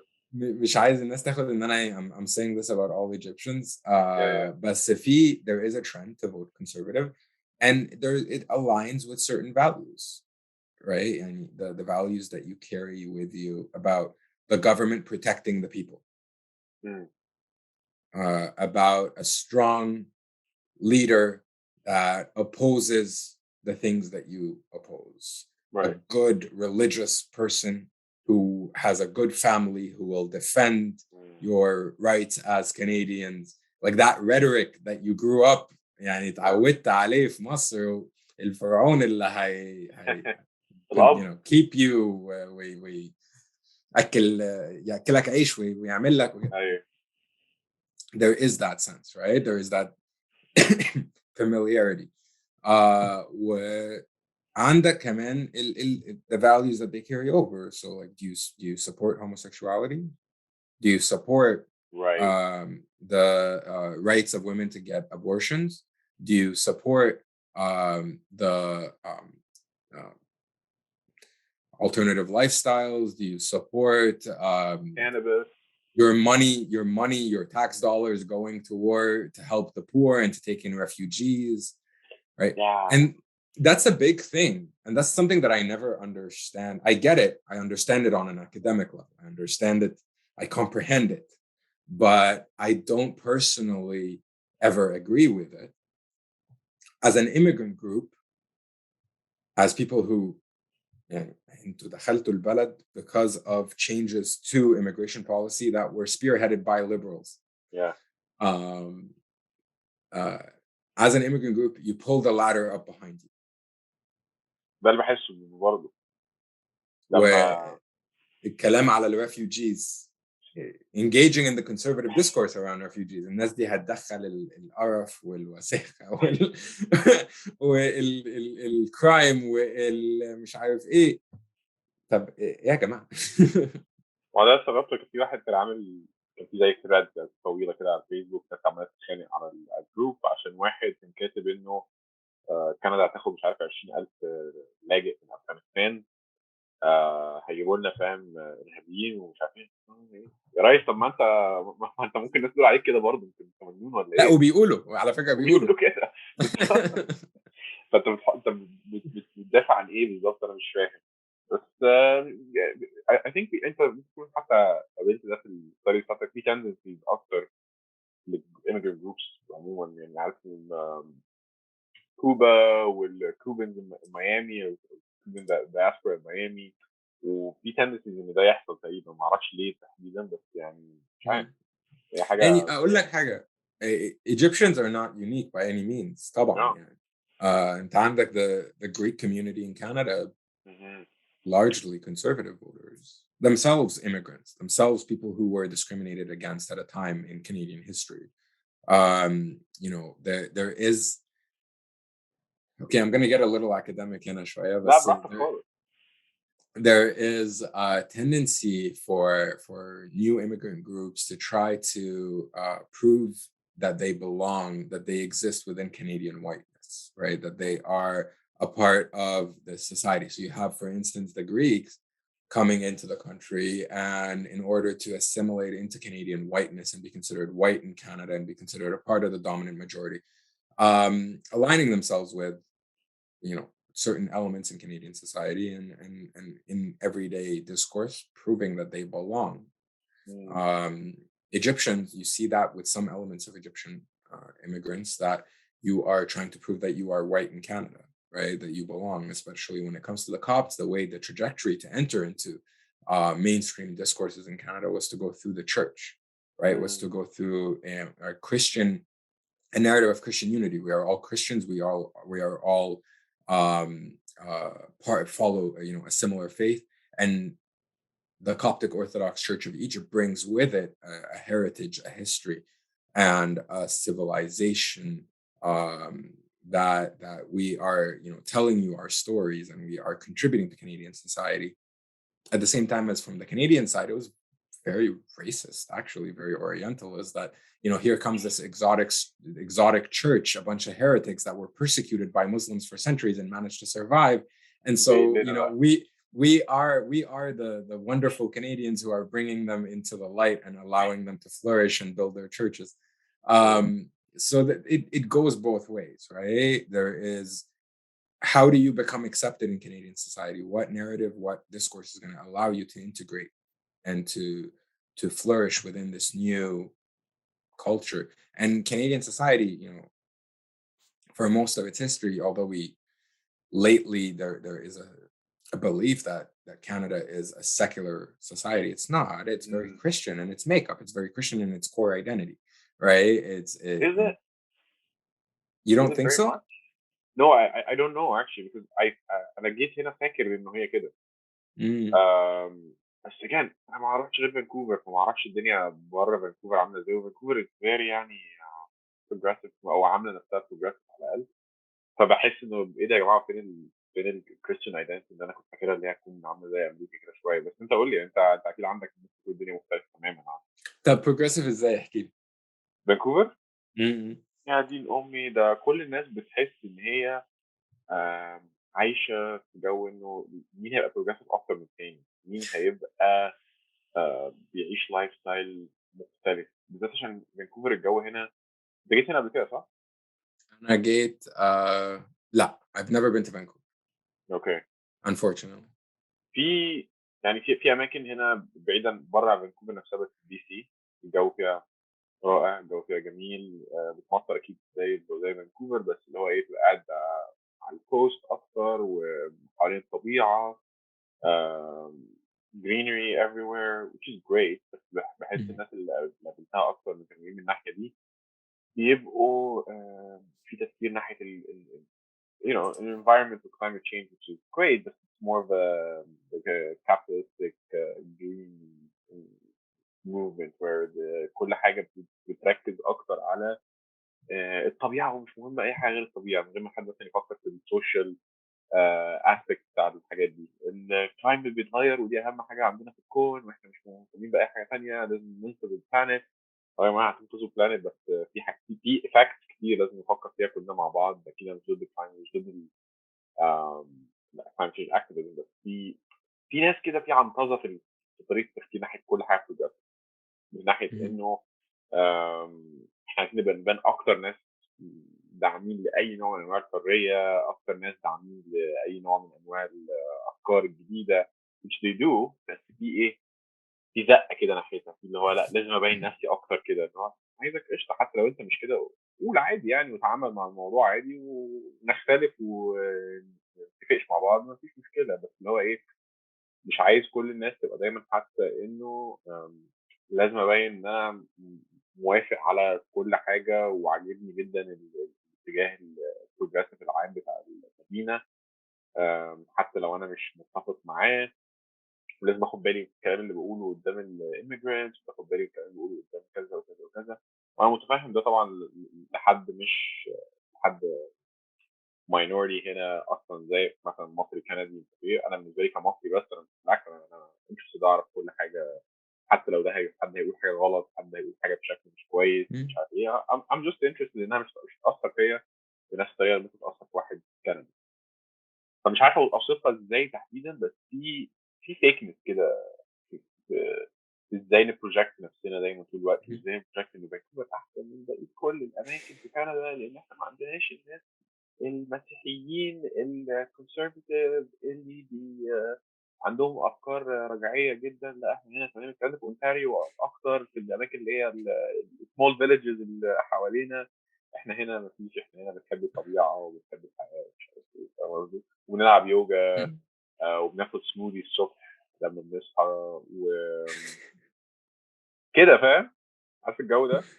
عارف، لا اتس نايس. انا غصب عني بخش في الجو ده احيانا، بس ايه، تحسه معزول عن الواقع كده. تحسه عنده اكسبكتيشنز عاليه جدا اولا لكندا، انه ازاي الدنيا ما تحصلش زي ما انا عايزها، لانه انا متعود ان هي تحصل زي ما انا عايزها، متعود انه هاخد مساعده، ومتعود ان هلاقي اللي انا عايزه. بلس انه بيتصدم بقى جدا لما يكتشف انه لا، هو في انتي فاكتورز عادي في فانكوفر، وفي كونسرفتيفز في فانكوفر كتير، وفي PPP اللي هو بشكل اسمه ايه، بارتي اوف كندا، بيبلز بارتي اوف كندا، اللي هو حزب عنصري مثلا اكتر. فانا بستغرب من صحابي لما بيبقوا مصدومين في انه في مظاهره مثلا عنصريه في فانكوفر، والناس وقفت الطريق، وبيصيروا هو ايه ده، والموضوع زاد قوي. يا جماعه لا، اكيد احنا مجتمع في كده وفي كده وفي كده، لازم نتعايش مع الموضوع. بس ما باخدش بالي من حته ان كندا مجتمع مش هقول قسمي، كندا مجتمع مسيحي اكتر. بل بالعكس، بحس لو حد من صحابي مثلا هيقابل واحد مسيحي بيتعامل معاه من الطرف اللي هو دي، يبقى بقى بص بقى هيقرفنا بقى ويقول لنا تعالوا الكنيسه ومش عارف ايه وبتاع. مش قوي كده يعني، بس يحس عن ناحيه الريليجن لا. لا هو طبعا I know that في Canada there is an acceptance in societal acceptance more generally of religion is your own, and you practice what you practice. There is respect, there is accommodations, there is. But my point is, what's the default? You know, there's accommodations for other beliefs and other practices and other peoples. But so what's the default in Canada? يعني لما يجي the Premier of Ontario يطلع يدي speech, we thank God in his speech, he's thanking his Christian God. When we schedule at the university level, when we schedule our syllabi, when we schedule the what are the default holidays that are considered by the university's registrar's office, they are the Christian holidays. You know, what is the default in Canada when people are planning their events, when they're planning their فاهم قصدي؟ يعني في الآخر as a country, it is a country that is aiming to be secular, that is aiming to be inclusive, but its constitution is built on, you know, Christian social values. Its politicians, its system, the calendar year has a default perspective. For sure. بس انا And قصدي so الناس نفسها بقى حاسه بايه؟ انت تحس ان الناس اغلبها اتليست الاريا اللي انت فيها بيتعاملوا مع الموضوع انه يا جماعه احنا في الاساس دوله مسيحيه، او دي التوب بالنسبه لنا، الفاليو الاساسيه بالنسبه لنا، ولا الناس بتتعامل انه لا، انا مسيحي بس ده بيني وبين نفسي بقى، ماليش دعوه بقى باللي حوالين البلد نفسها اللي بتتعامل ازاي. I think that depends on your political values, like your political beliefs, your political values, which way you lean. صح؟ يعني عندك طبعا عندك في الأقباط في كندا more evangelical اللي هم they want to go and preach to people and convert people. وفي to each their own وعيش حياتك. وفي مصريين from other religions اللي اتكلمت معاهم اللي يعني there is a sense that this is a Christian country. بالذات I mean things have changed of course. يعني أنا when I was doing my research with the older members of the community who arrived much earlier وبيحكوا لي عن الخمسينات والستينات this is a Christian country. بس دلوقتي لما you look at Canada in the 21st century you do see attempts at inclusion, attempts at opening the gates and welcoming, others and being inclusive of their faiths and providing accommodations and of their beliefs and their life ways. But it's not equal. And Canada is the perfect example of a country undergoing combined yet uneven development. It's this country, there's no single narrative that unites all of Canada. There's no single trajectory that unites all of Canada. If you look at, for instance, Quebec versus Ontario, and how they view accommodations and how they view the interests of immigrants, there's a very big difference. أنا interested جدا في كيباك تحديدا إن هو الجزء الصغير مش صغير الجزء الكبير اللي في كندا ده اللي هو شايف نفسه حاجة تانية خالص أو أظن يعني أغلبية الناس شايف نفسها حاجة وعايزين لغة معينة وعايزين values معينة ومختلفين عن بقية. أنا I'm very interested إن أشوف كيباك هتفضل جزء من كندا ولا حاجة. أنا عارف إنهم كانوا حاولوا يطلعوا قبل كده والموضوع ما نفعش بس إن هو جزء كبير من البلد عنده values مختلفة وعنده أفكار قوية جدا وعنده حزب. دي برضه حاجه غريبه زي حزب مش مهتم باي حته في كندا هو عايز يكسب في حته معينه وهيمثل الحته دي. هو طب ما تحاولوا طيب في حته ثانيه مش عايزين. هو انا بلوك ده وانا جاي بس عشان الحته دي مش دعوه باي حاجه ثانيه خالص. بس حاجه برضه مش كومن اي جاس بلاد كتير يعني. بس هو كندا فعلا انا بحس جدا بكل حاجه بتوصفها ودايما بقول لاصحابي بقول لهم انا بحس كندا ماستر بي ار جدا ان احنا ان كانت تخلي نفسها شكلها حلو دايما كل الناس وإيميجرانت كانتري وكلنا جميل وكله حلو. بس لا طبعا في لايرز القرف والعنصريه. بس speaking of that يعني هل انت كمصري كندي حسيت باي عنصريه على مدار حياتك خفيفه او قويه او نص؟ في يعني في الآخر overall my experience has been pretty positive.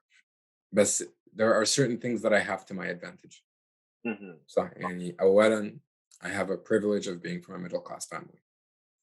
تاني حاجة I have lighter skin. تالت حاجة اسمي مايكل اكلايدوس. تمشي برضه. most of the time بتعدي Greek. صح. وهو أصلاً it's a Greek name originally. Okay. Originally it's a Coptic name. But the Coptic is very much influenced by the Greek language. Apparently my name Akladios, it's from my family is originally from من أسيوط والقصية وهناك there were Greek merchants there in the 19th century my family interacted with, and so the name kind of came into the family. It means pair in Greek. دي حاجة اتعلمتها from a friend in undergrad. بس it passes. Okay, I pass. My name passes. Michael's a very common name. From a certain family, like socioeconomic status, I mean. My experience has been generally positive. That's not to say that I didn't experience things like small things. At least in my mind, they're small. For somebody else, they might be big things. Being ridiculed in junior high, مثلا اللي هو walk like an Egyptian والناس تقلس عليك وانت جاي بيتك كان هرم ومش عارف صاحبك كان جمل قرف يعني. بس العيال كلها بتقلس على بعض وكله بيلاقي any point of difference becomes a way that you are made fun of in in high school and junior high. I've had experiences with supervisors, or I did a couple of part-time jobs while I was doing undergrad, while I was doing my master's. اللي هو لما تحكي لهم قصة I'm going back to Egypt for the summer whatever, you like you come back from Egypt, they comment on your dark skin, or they ask you about the stereotypical things about Egypt, and some people cover it up by asking you about the exotic food instead of the exotic places. But there's always that sense of I've been told at one point,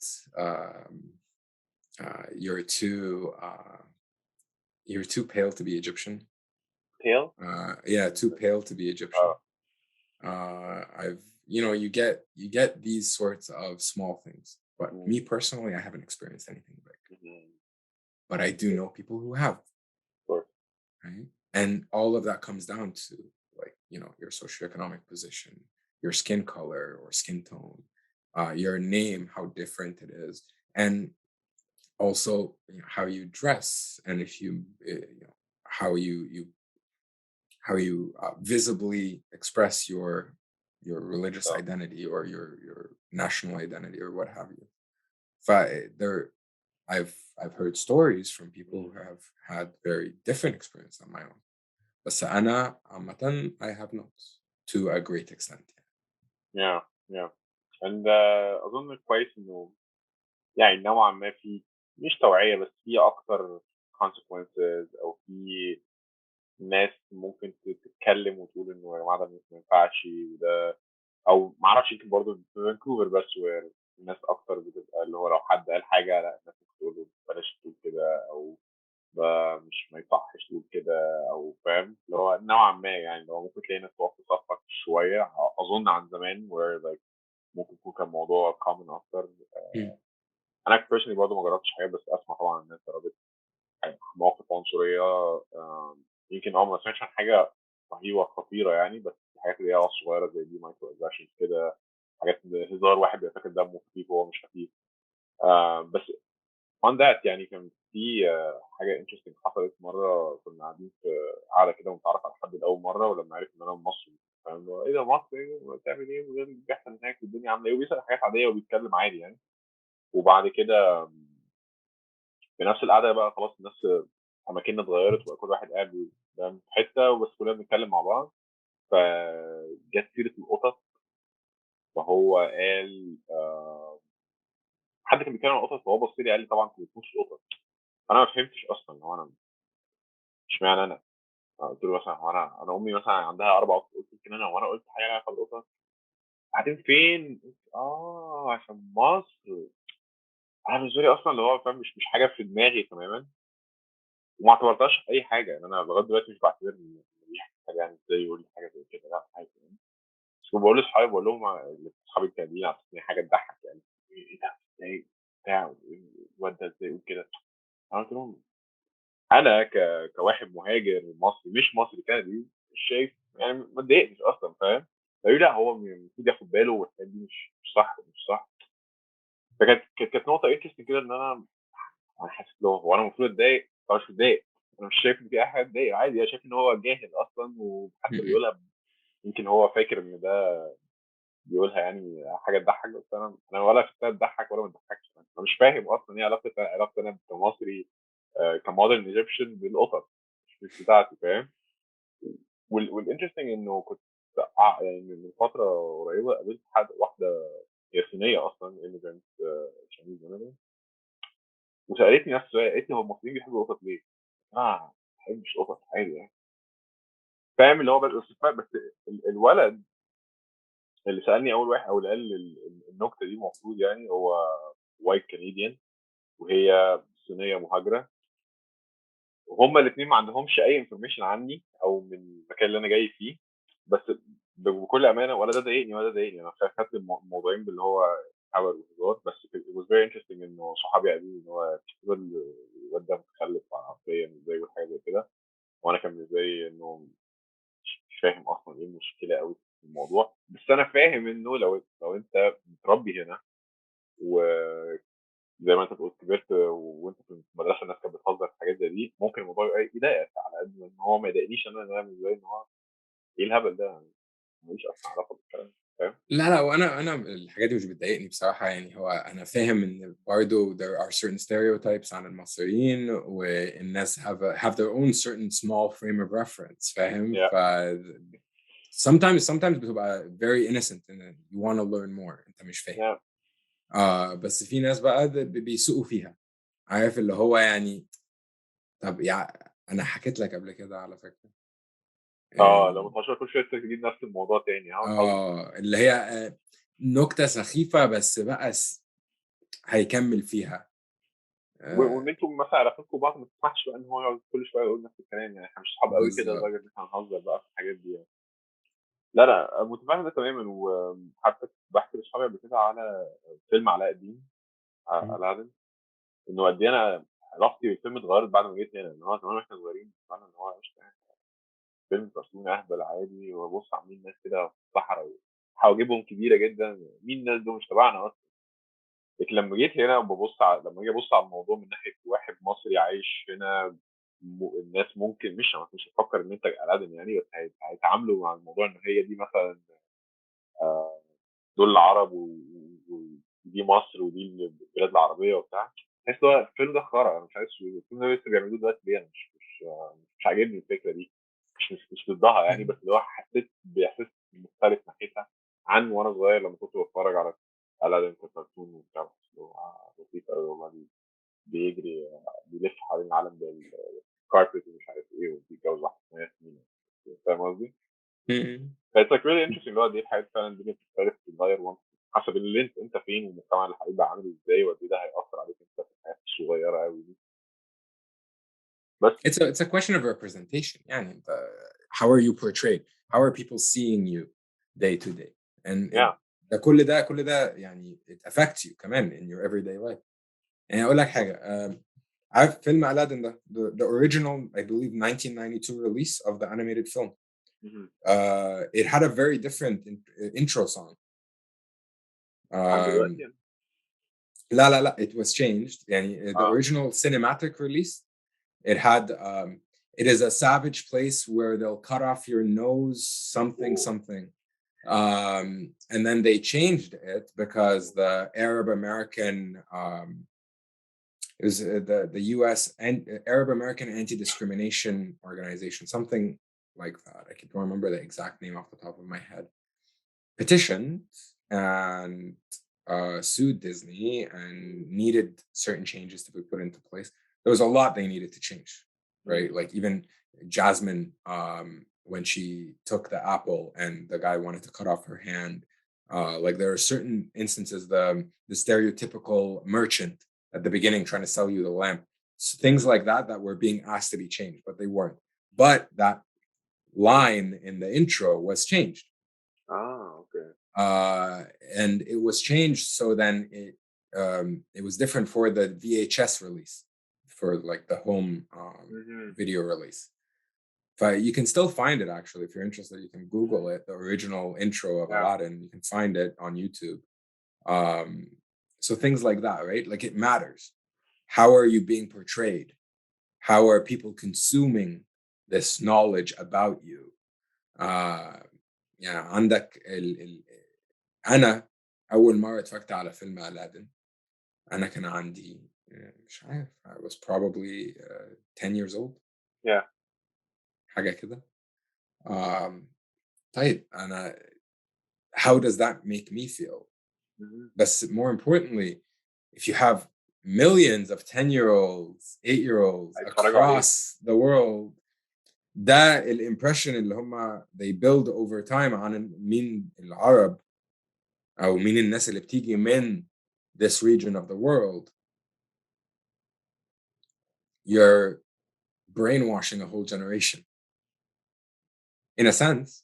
And maybe not in, يعني طبعا there is a certain intention behind it. This is the knowledge that we have about this side of the world.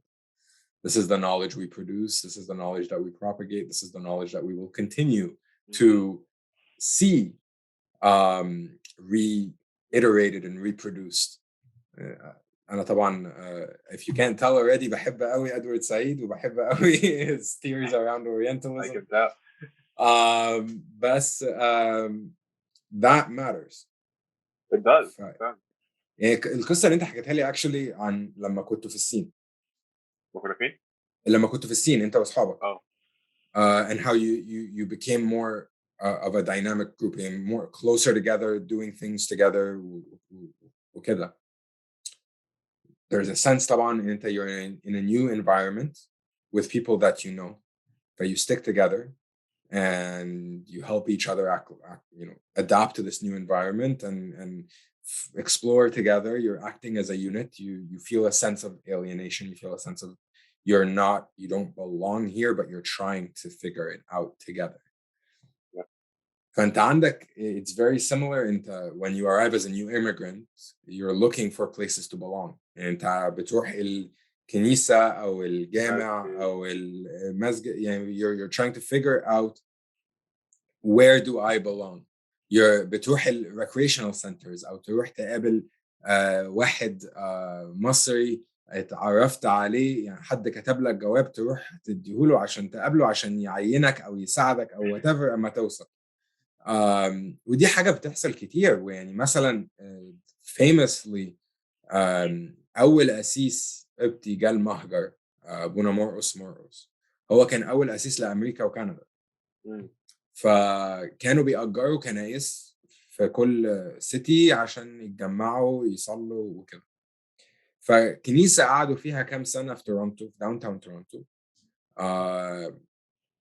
هو أبونا مرقس registered himself as a point of contact for any Egyptians at the airport with immigration services.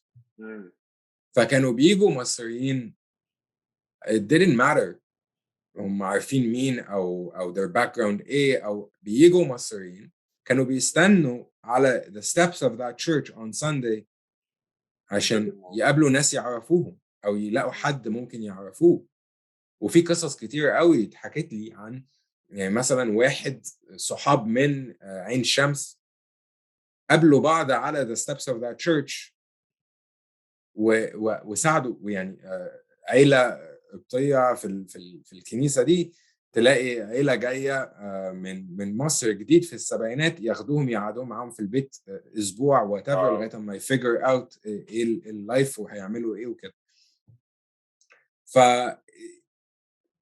people help each other out. They seek out what's familiar. They seek out a group that can help them to get on their feet and to be able to do things together. They might not have done these same things if Muslim, but if in Mahgar it's different.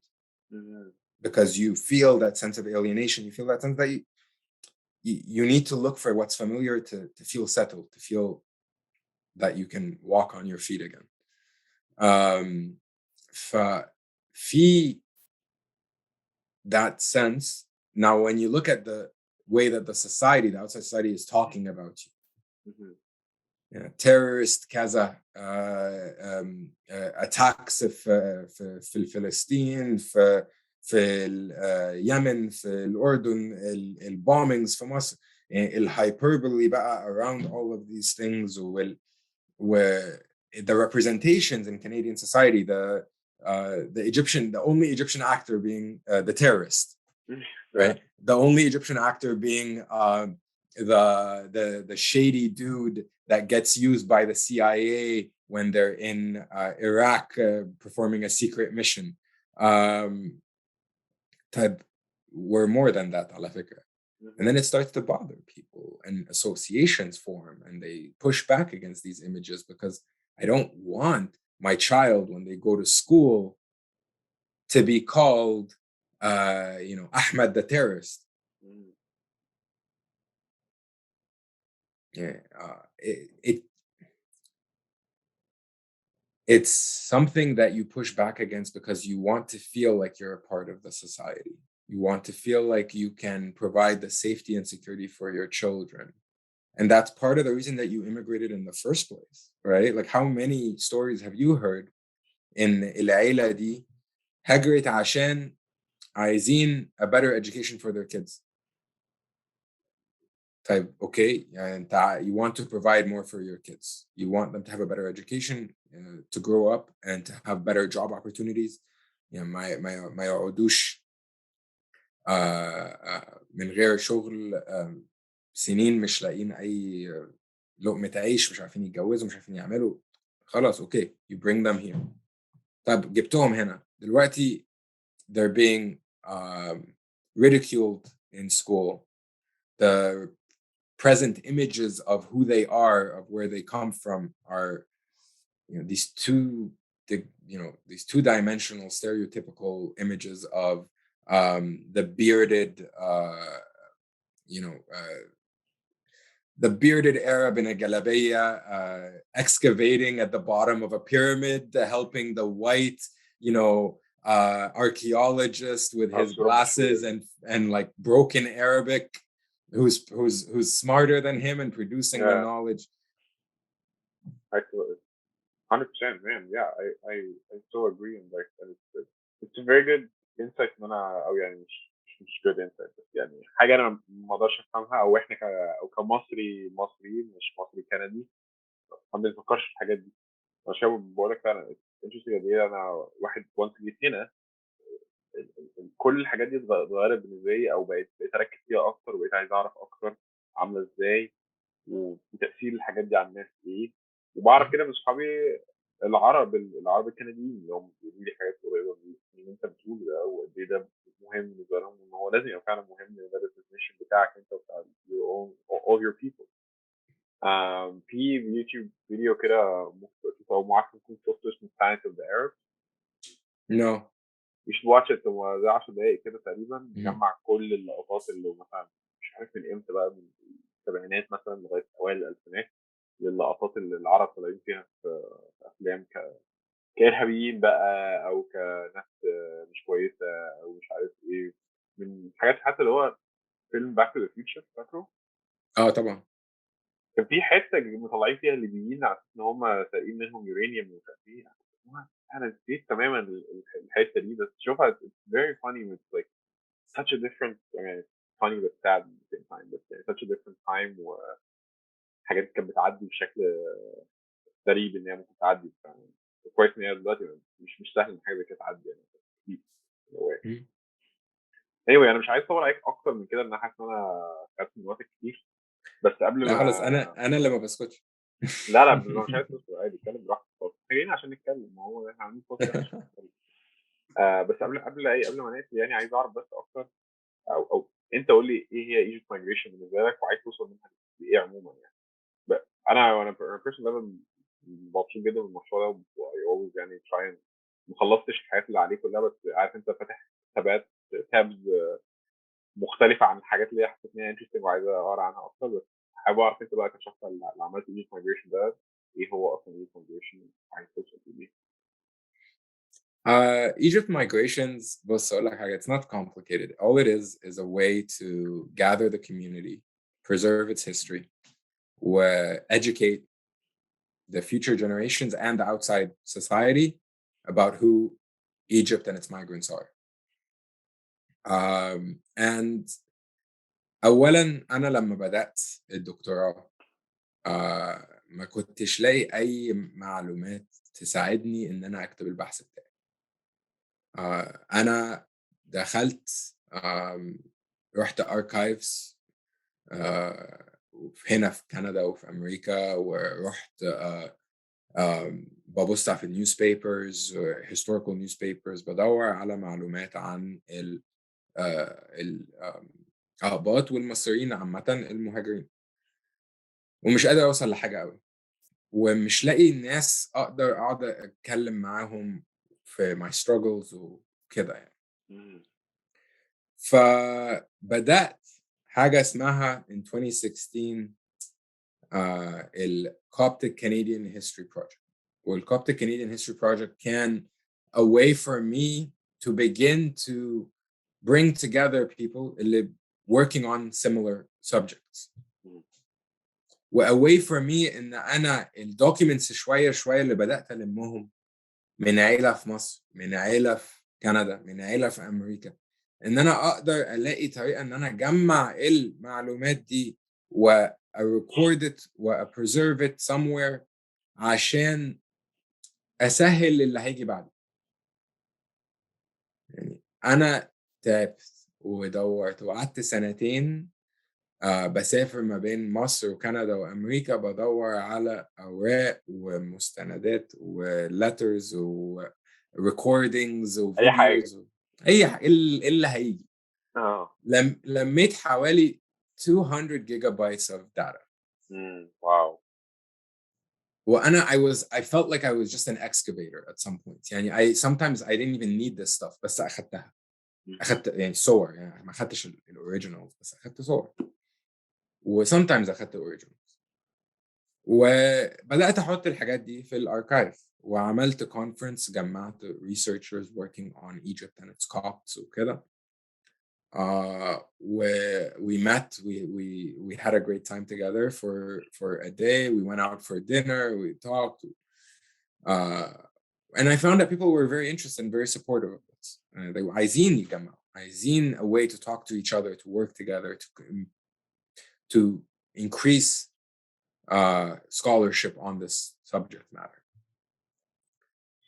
For a long time, when I بخلص الدكتوراه, Coptic Canadian History Project was a big part of my world. Collecting material, depositing it in the archive, hosting conferences every year, producing a blog called The Digital Cafe that allows researchers and immigrants to write about their experiences. بعد كده, it reached a point where the Coptic Canadian History Project was too limiting. يعني it's Coptic, nobody else thinks that they belong to it. They can engage with it. يعني ساعات we see this all the time in Middle East studies, which Middle East studies is a huge field. Once you see the word Coptic, you walk away. You know, this is about the Copts. ملناش دعوة. Yeah. وكوبتك كنديان طبعا كان عندي ناس من امريكا، ناس من استراليا، ناس من مش عارف ايه بيبعتوا لي يقولوا لي I want to contribute but I don't feel like this is for me. و اوكي history project. اوكي عندك بقى sociologists وanthropologists وpolitical scientists ومش عارف ايه انت this is the history project. طب خلاص اوكي. too many limitations. بلمت نفسي ليه طيب؟ وطبعا عندك طب اوكي انت بتتكلم عن الأقباط بس the biggest problem ودي problem في مصر وproblem بره مصر وproblem في أكاديميا وproblem في public discourse وفي media ان احنا لما بنتكلم عن الأقباط بنتكلم عن الأقباط بس الأقباط يعني عايشين لوحدهم كده والأقباط اللي persecuted الأقباط اللي هم ما عندهمش أي حاجة غير كنيستهم والبابا بتاعهم وأعيادهم وبس. ملهمش علاقة بقى بالحتة اللي هم عايشين فيها أصلا. بالظبط. والعلاقة إن هم مضطهدين. طيب على فكرة دي مش الحياة بس بتاعت الأقباط. على فكرة ده مش تاريخ الأقباط بس. يعني إحنا كمصريين بلد مرت بقرف كتير وحاجات حلوة كتير. البلد عندها تاريخ غير الفرعوني، عندها تاريخ modern history. يعني احنا ما بنتكلمش كفاية عن اللي حصل في ال 19th century في ال 20th century في مصر. We should. كل التركيز على زمان 7000 سنة. ال news reporters لما يجوا يتكلموا عن الأقباط بيتكلموا عن هم الأقباط اللي بيأيدوا الحكومة، اللي بيأيدوا ال government عشان it offers them protection، عشان الاضطهاد العام اللي في البلد. على فكرة في أقباط كتير قوي مش they do not like the way that the politics in the country is progressing. وفي أقباط بيمروا ب discrimination و alienation in society because of this perception imposed by Western journalists that the Copts support the regime blindly. فعندك ناس اللي secular or Muslim or what have you, who are angry at the regime, who are upset for what the regime is doing to Egypt, who then take it out on the Copts because the Copts blindly follow the regime. That's what I read in the newspaper. So what's the reality? What's the world that we live in? Egypt migrations was a way to talk about Egypt, about Copts, Muslims, Greeks, Armenians, Jews, Italians, Syrians, Lebanese, people of different nationalities, of different religious backgrounds, of different ethnic and cultural practices, who once lived or continue to live in Egypt, who moved into, through, and out of Egypt, who we view Egypt as a space that has created opportunities and created limitations for people who have occupied that space at one time or another, or continue to do so. Mhm. And migrations, it's about movement. Yeah. It's not necessarily movement to Canada or movement to America. It's about movement. We all move. أنا مثلا زي ما قلت لك من شوية عيلتي من أسيوط. Mhm.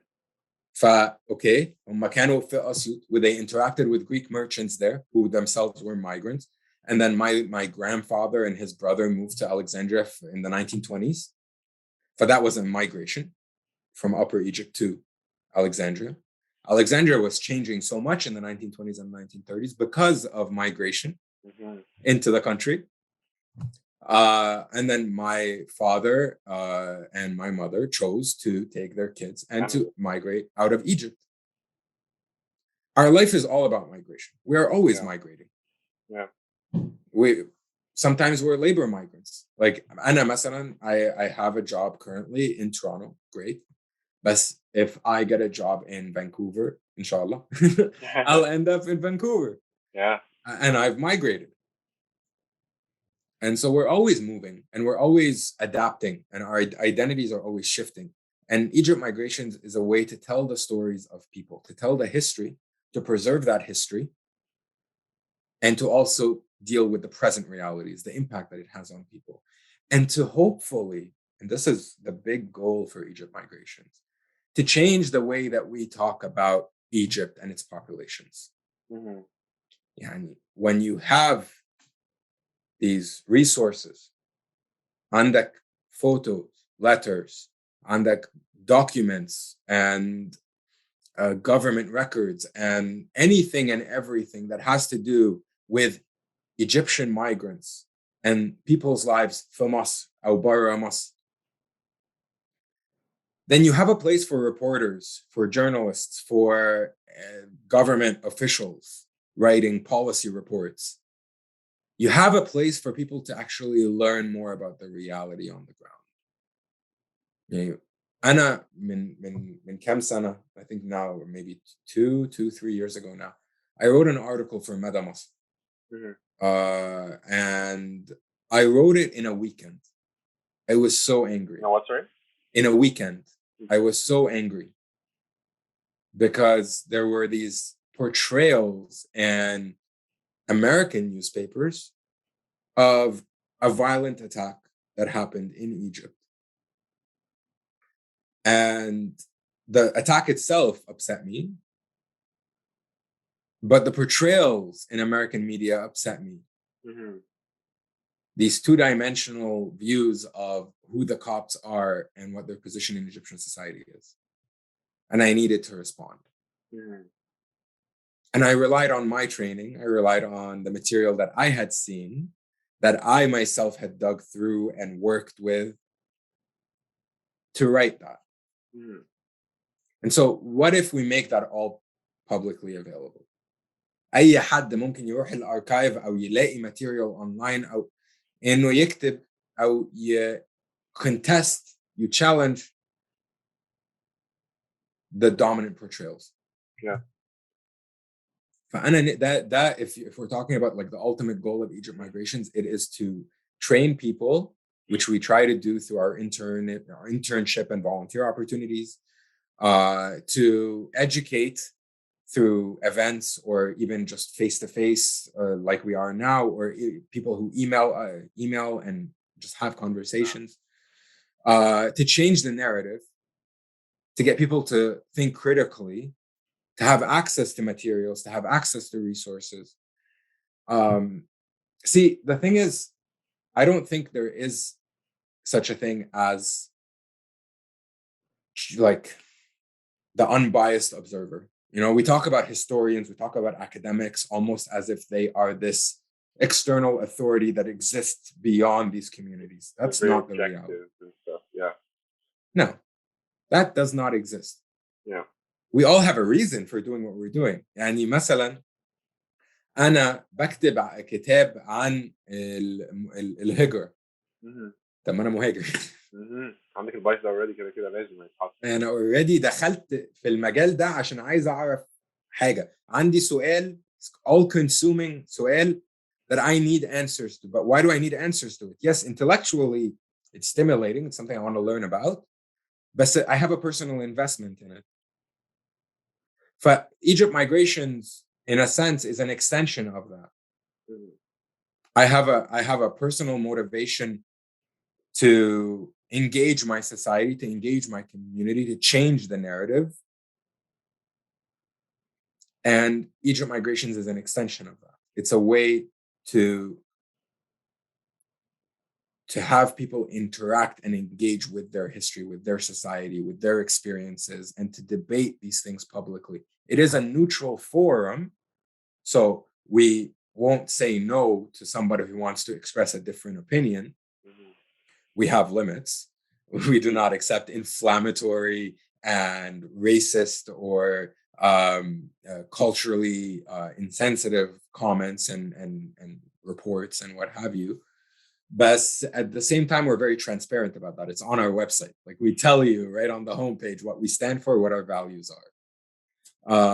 And I personally think that everything we do is political. There is no such thing as an apolitical position. Choosing to be apolitical or choosing to avoid being drawn into politics is a political decision. Yeah. So yes, Egypt migrations is political. It's political in that it is choosing to be a forum for people to express their points of view. It is choosing to be welcoming and inclusive. And it is choosing to advocate for the inclusion of our histories and the recognition of our complex realities. I am not just Egyptian. I'm not just Canadian. I'm not just Coptic. I am not just a man. I am not just bearded. I am all of these things. And how I choose to express these things will shift over time. It'll shift over context. Just like we began, right, all the way at the beginning about identity. أنا مصري أكتر في كندا من أنا مصري في مصر. That matters, because I make choices. We all make choices. And so why do we make these choices? Who are we as Egyptians? Who are we as Copts? Why do we act a certain way in this context? Why do we vote conservative? Why do we vote liberal? Like all of these questions matter, and reflecting on these questions matters, and preserving that history matters. That's what Egypt migrations is. Man, I love how you explained everything. صراحة إنه yeah, I definitely get a lot of that when we push على Egypt migrations, but إن أسمعها منك برضه it's more detailed with it matters. It's really important. ومن البرسبكتيف الشخص اللي جاي من مصر طبعا it's very important للأجانب إن هم يشوفوا ده وإن هم يفهموا ده ويفهموا كل اللي أنت بتقوله ده. برسبكتيف كمان الشخص اللي في مصر اللي بيشوف ده إنه يعرف إنه عندنا مشكلة في مصر وهي إن فاكرين إن إحنا كلنا حاجة واحدة أو كل مجموعة هم حاجة واحدة، كل الأقباط هم حاجة واحدة، كل المسلمين كلنا حاجة واحدة، أو كل المصريين في الآخر عندهم نفس الطموح ونفس الأهداف ونفس الأفكار ونفس الأيديولوجي. وده مش صح خالص خالص. إحنا مختلفين، وزي ما أنت قلت بالظبط أنت دلوقتي مصري ومصري كندي عايش في كندا، عايش في ريشموند هيل صح؟ ريشموند هيل ريشموند هيل انت حاجات كتير في حياتك ممكن تتغير، والايدنتي ممكن تتغير. I have these arguments مع اصحابي كتير انه مش خلاص يعني هم انت مصري ودي الايدنتي وحاجه جزء من حياتك، بس هي ازاي انت مصري دي بتتغير كتير جدا، بتتغير طول الوقت. و have to accept that و have to see that عشان ما تحسش ان انت لوحدك، ما تحسش ان انت الوحيد اللي بتمر بهذه التجربه الكبيره جدا اللي هي a migration experience او whatever، وفاكر ان انت بس الوحيد اللي مش بتعاني بس بتعدي بالحوارات دي.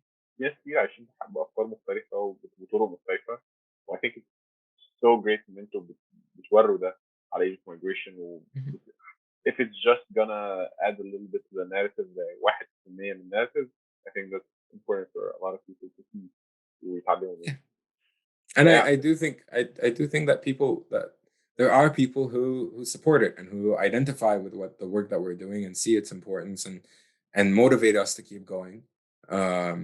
And we're trying to grow, we're trying to expand, we're taking on new people, we are doing things we've never done before, engaging with publishers to write book reviews, engaging with different elements of Egypt's migrant communities all over the world.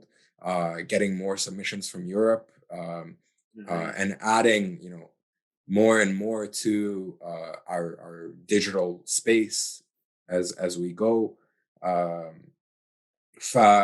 There's no telling. One thing that I've done from the beginning is let things grow organically. I don't put limits. I do put limits on like who we are, what we stand for, why we're doing what we're doing. That's in terms of output, in terms of the kinds of things that you'll see from Egypt migrations. Don't be surprised if we produce something that you didn't think we were doing. Like this is a organization focused on our archives and on history and on education. Then just this Friday, we released a book review about a chef in Mississauga, his latest cookbook. It's حبيبي eat حبيبي eat حبيبي eat, right? And so we're doing these things because we're engaging with culture. And culture is ever shifting. And so we try to be representative of Egypt's migrants and their experiences and what they're doing in the world. So there's I think the greatest thing is there's no limits on what Egypt migrations can be. We've let go of all of the limitations. It's no longer a Coptic only thing. It's no longer a Canadian only thing. It's no longer a history only thing. Egypt migrations is global.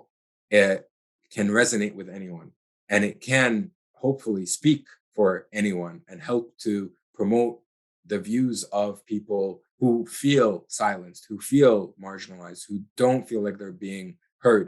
And we're not here to like take the microphone and speak for them. No, we're here to just amplify people's voices.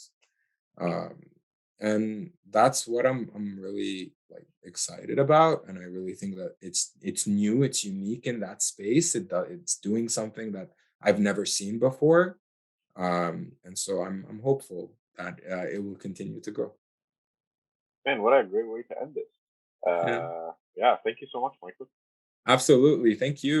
It's been a pleasure speaking with you. Inshallah بقى you'll contribute to Egypt migration. And مليون في المية أنا اتعلمت كتير جدا بجد من just إن أنا أتكلم معاك. I'm gonna be a contributor. هقفل بس التسجيل الأول. اتفضل.